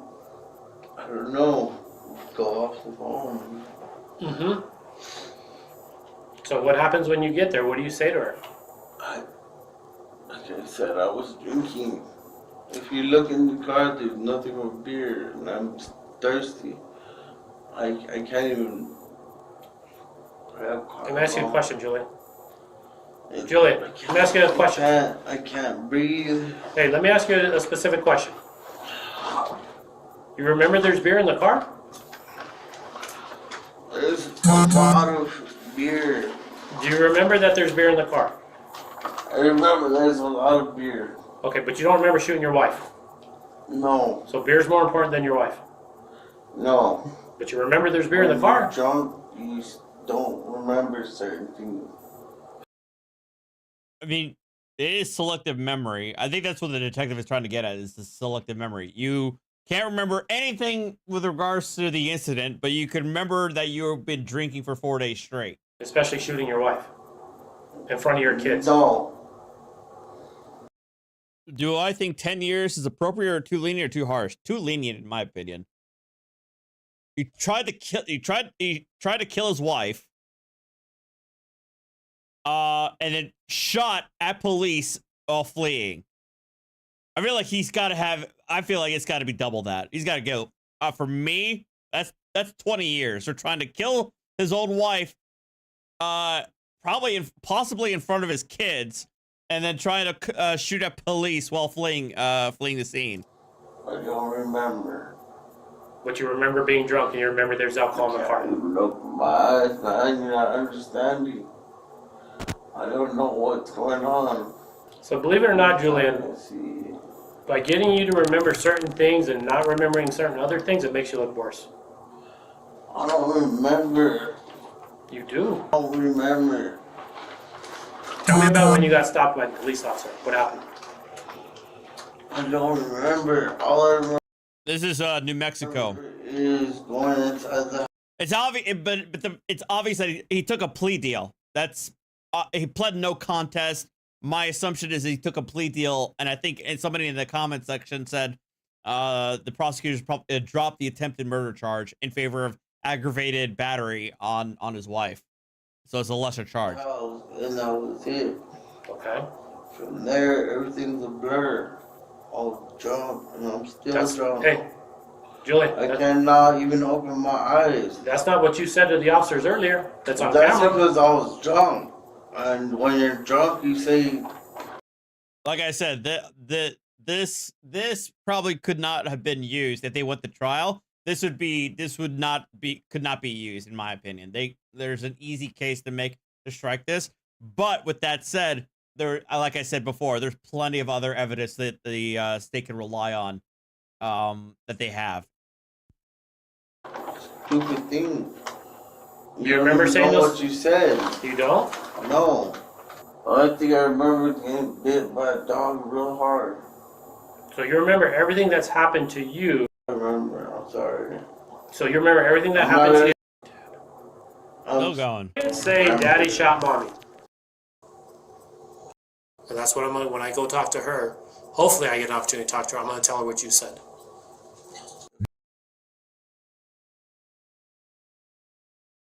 We're sick of this, and we're making it knowing that we're sick of it.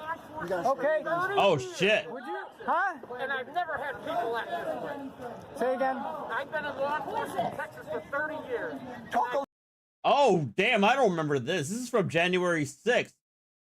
A little louder. That's because you've never seen corruption like we have seen this last month. I'm ashamed. And I'm ashamed of my Congress people. They don't even stand up for it. They're giving away my grandchildren and your grandchildren's freedom. What? You need to back up. Freedom is at hand. Go find another door, everybody. Do you understand we're fighting for you? Yeah, I ought to put the guns down. We're not going to do anything. You know? That's dumb. The Constitution, Breathe. Hey guys, you gotta breathe. Put You the gun guys away. could get the same paycheck when the government gets replaced with real governors. Yeah. Hey, good. Real This is not going to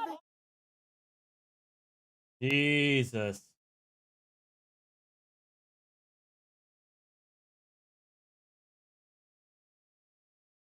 Idiots.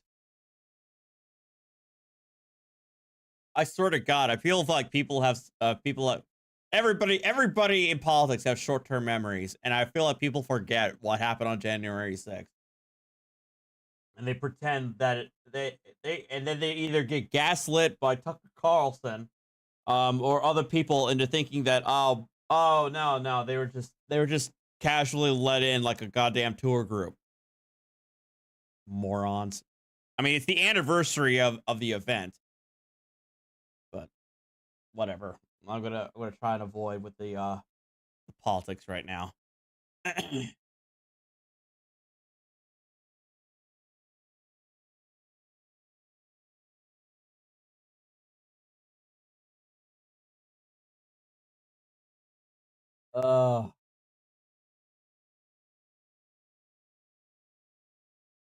Where is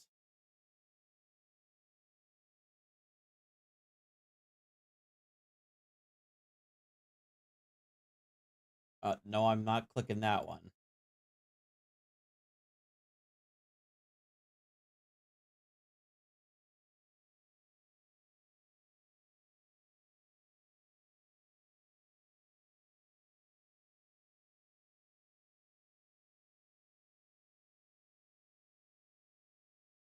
Guys, I went live on the day of the event. You can probably go find it way back when.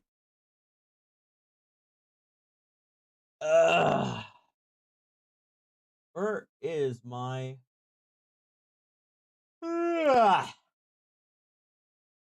I know I saw something interesting.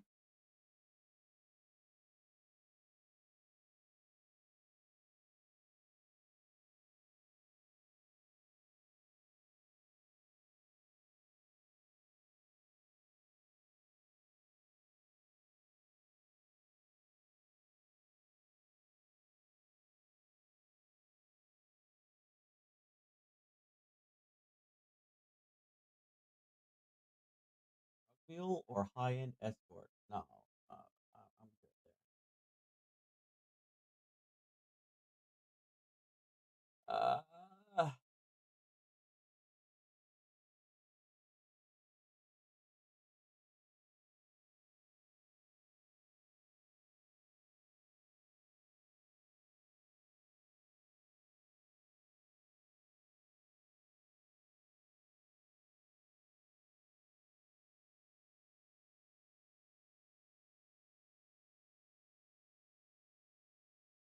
That wait, the had what? Alaska Airlines plane that had an entire section of the fuselage blown out during the flight? No, I have not heard of that.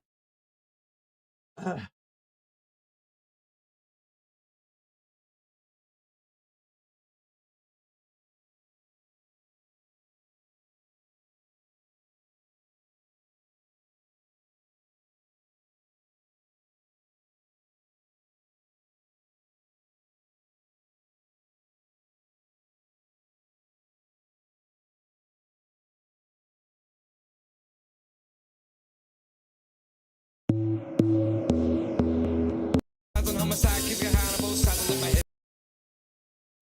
pursuit. I'm gonna have to hold off on that. Emergency door blew out. No damage to the structure. Well, that's good.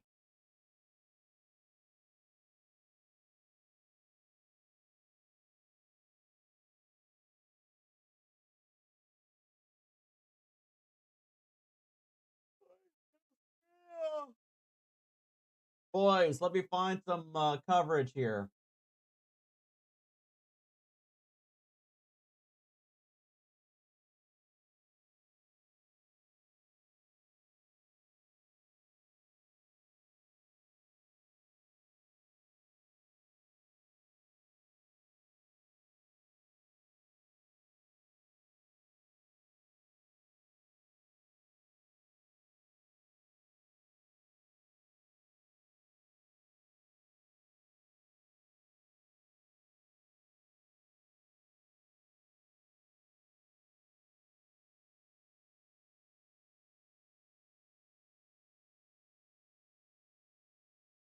Guys.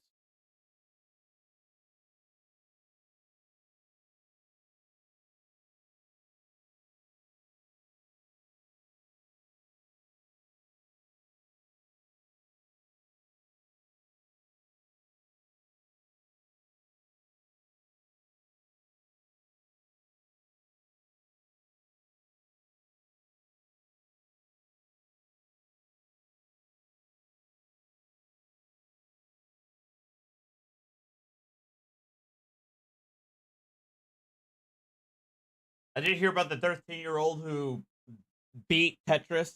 My understanding is that he kept on playing so long that the game ended up crashing or something like that.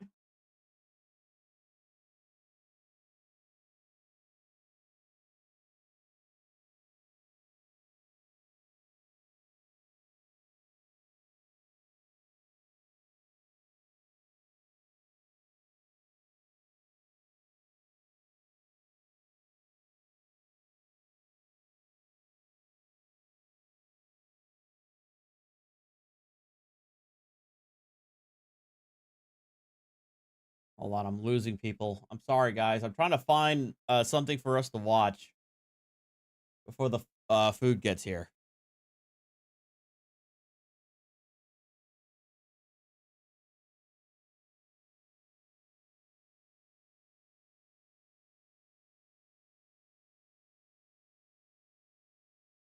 Oh, my food is here.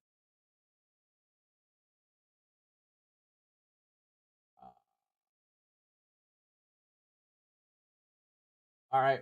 Oh, this one's got a window smash. I'm just trying to be. I also know my rights, and I don't think I have to. You do. Okay. This is the first time around you've actually asked me. Okay. So, can you please exit the vehicle? I would like to wait. Can you please exit the vehicle? I would like to wait. Can you please exit the vehicle? Okay, I would like Can to you please exit the vehicle? I'm not. Okay, so. I would like to wait. Ready? There's no, sir, please. I need a supervisor on the scene. Officer, I need a supervisor on the scene. Hello. Hi. Yeah, let you explain that, yeah. So, I'm former law enforcement, private investigator now. Okay. I'm an officer. On November 3rd, Oh, 2023, an officer was on patrol in Ohio when he observed a red Ford Explorer making an illegal turn. Following the illegal turn, the officer initiated a traffic stop of the Ford Explorer. Hello. So the reason why I stopped, you made that right turn from Pearl to Bagley. You met her at the red light, and I'm not sure if you realized, but you almost struck me. I apologize. No, I did not. Okay. You got a driver's license on you? I actually don't have anything. I was going up to work. I didn't bring anything with me today. No big deal. Just take down your info. Yeah, you're supposed to treat it. Well, that right there, you can't even make a right turn at this time, at the red light. I started working at this office, so I'm not really used to this area right now. I'm so sorry. The officer returns to his patrol vehicle to verify the driver's information.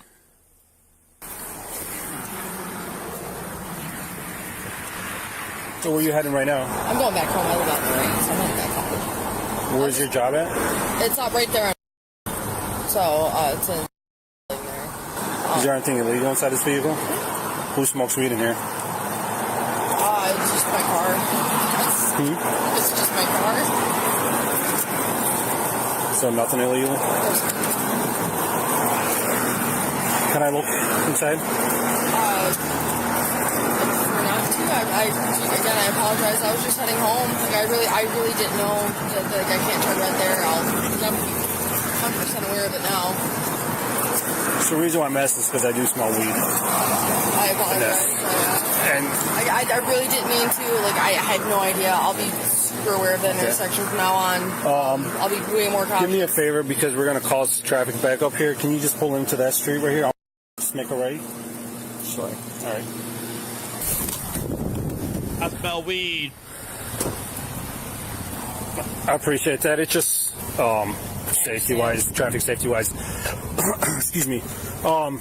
So yeah, that's the reason why I'm asking is because I do smell weed. Obviously, I'm not. If there is some in here, you're not gonna get cited or anything for it. If it's like a roach or something, like there might be something like that, but I don't know off the top of my head. I got you. Yeah, it's like we don't cite no more for those. I smoked. My only concern is if there's anything else other than that. That's why I'm asking you. Is it okay if I take a look? Well, this is what I've got. This is honestly what I but have. that's not what I'm asking. I prefer not to, like, because I. So based on that, I could, just so you know. Okay, I prefer if you didn't. Okay, well, I'm telling you, based on that. I understand. I can't. I'd prefer if you didn't. Like, again, I'm super sorry. It was just an accident. Like, I really didn't mean to. No, look, I'm not trying to give you a hard time. I get it. I get you trying to get home. Really bad day, like as it was. I was supposed to go to the office. People weren't there. I'm trying to get home. I really didn't know that the intersection was like that. Please. All right. Here, come on. Step out. Huh? Please come here. I have not written you anything. I know, I'm just trying to be. I also know my rights, and I don't think I have to. You do. So don't make it hard. I really, please. I just want to go home. Pen B, ma'am. I'm asking you to step out nicely. Just go home. I'm asking you to step out nicely. Can you get your name and badge number? It's Officer Nasser, 732. Come on out. 3222.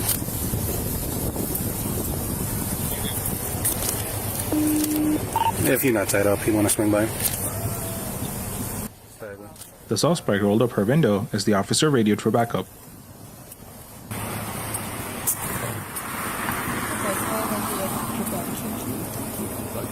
Hi there, miss. Hi, one moment, Hi there. please. Okay. Got another camera. I've got my keyboard on and I've got cars. You want to like you out there? Yes, sir. Do you have a strip in the car? Oh, yeah. Hi there, miss.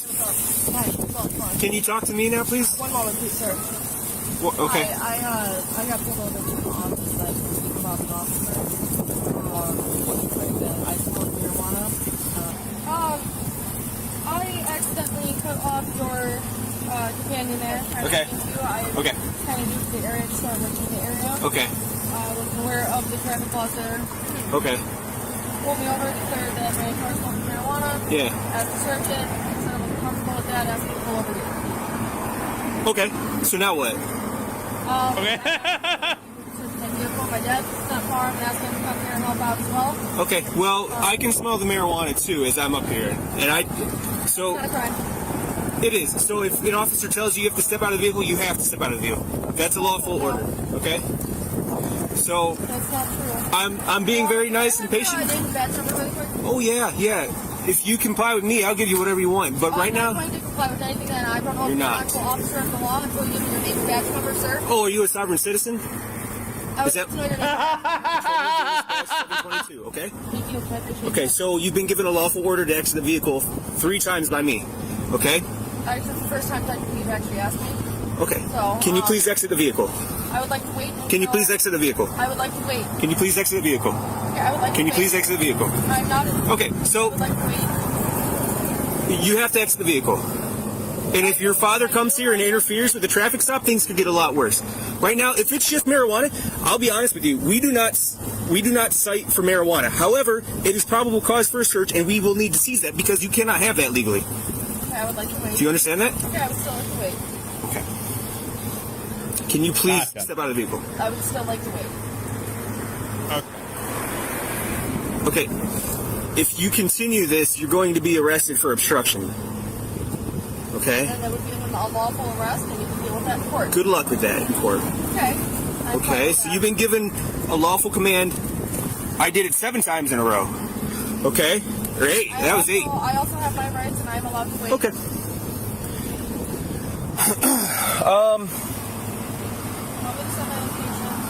Yeah, great, fantastic. Are there any firearms in the vehicle? No, sir. Okay.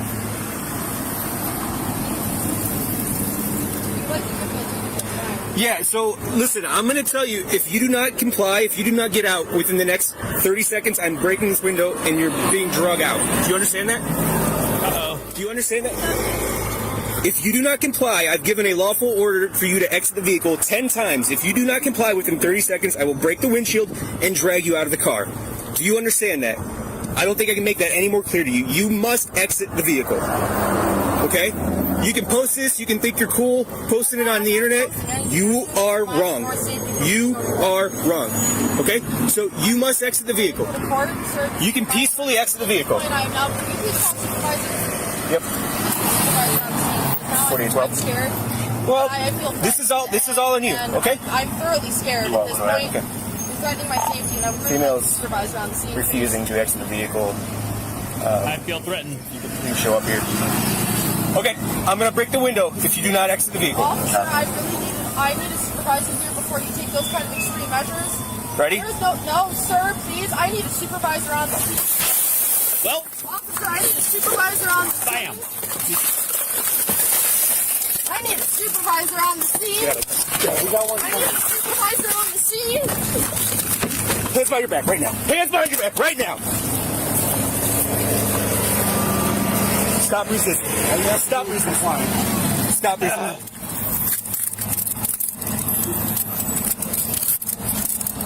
Let me get this out your hands.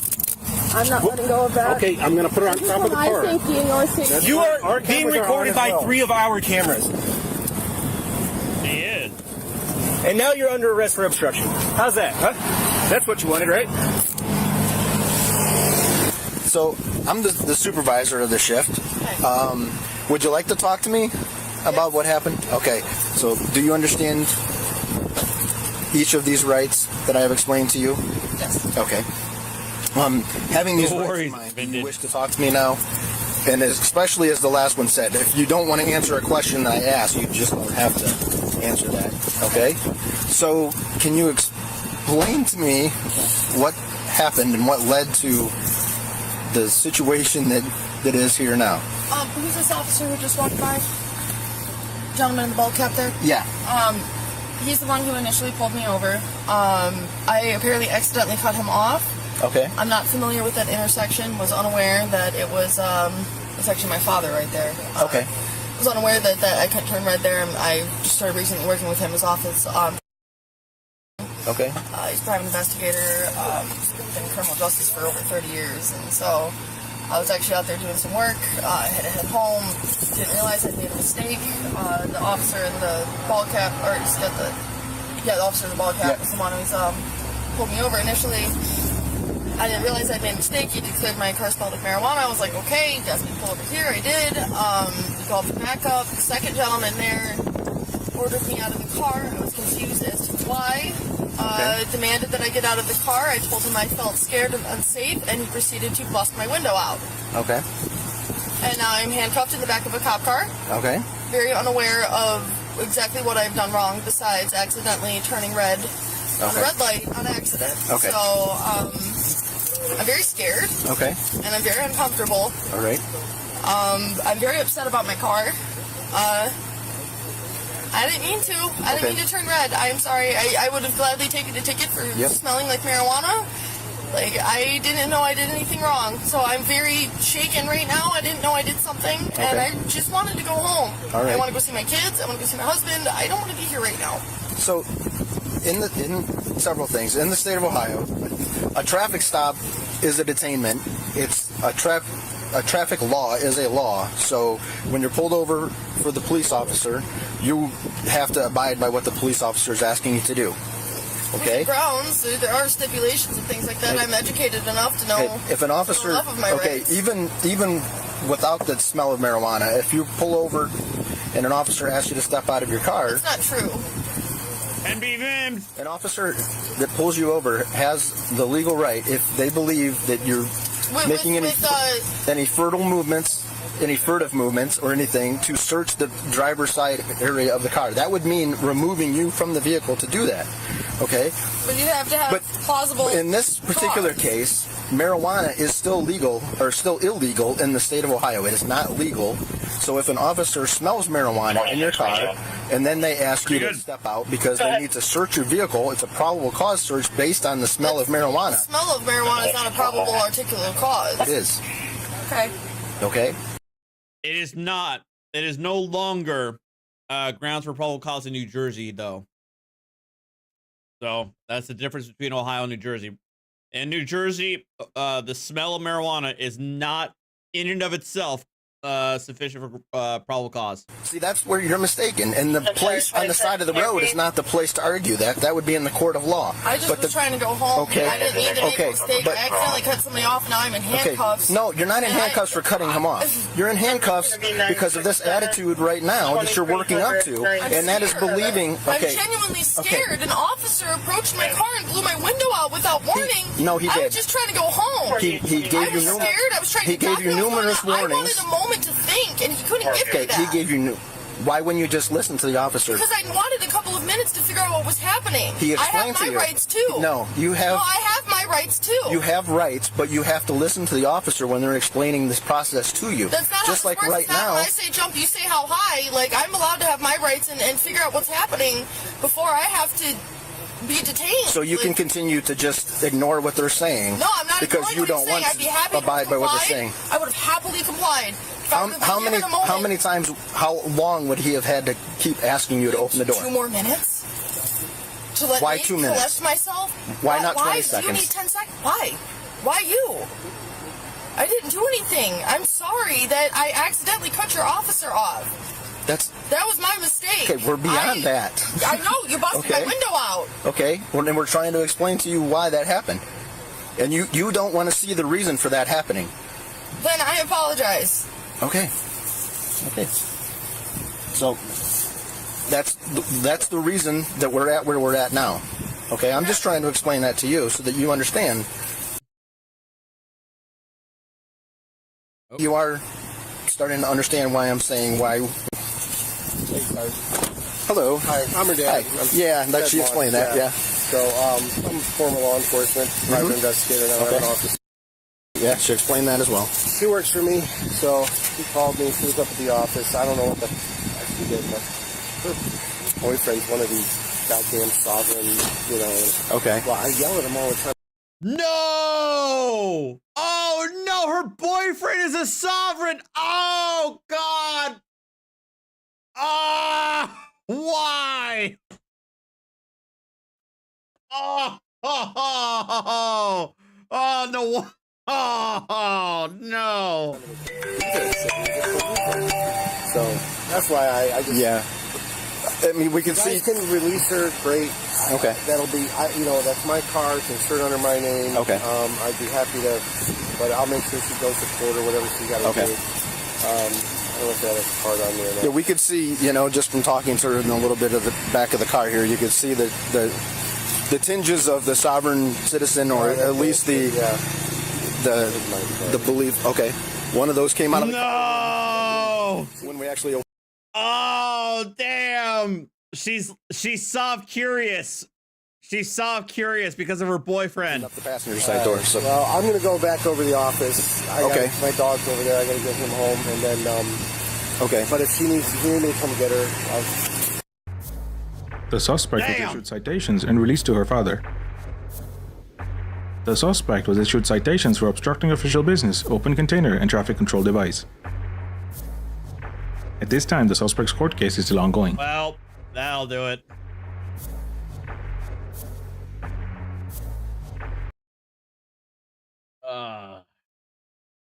Foolishness. All right. I'm gonna finish eating. We're gonna stop it here, guys. But I want to appreciate you guys coming in to watch. And I will check you guys later. Okay. Adios. Take care. Have fun. stay safe out there, of course, and stay warm. So, adios. Check out my Discord. Hit that like button on your way out, too. Thank you.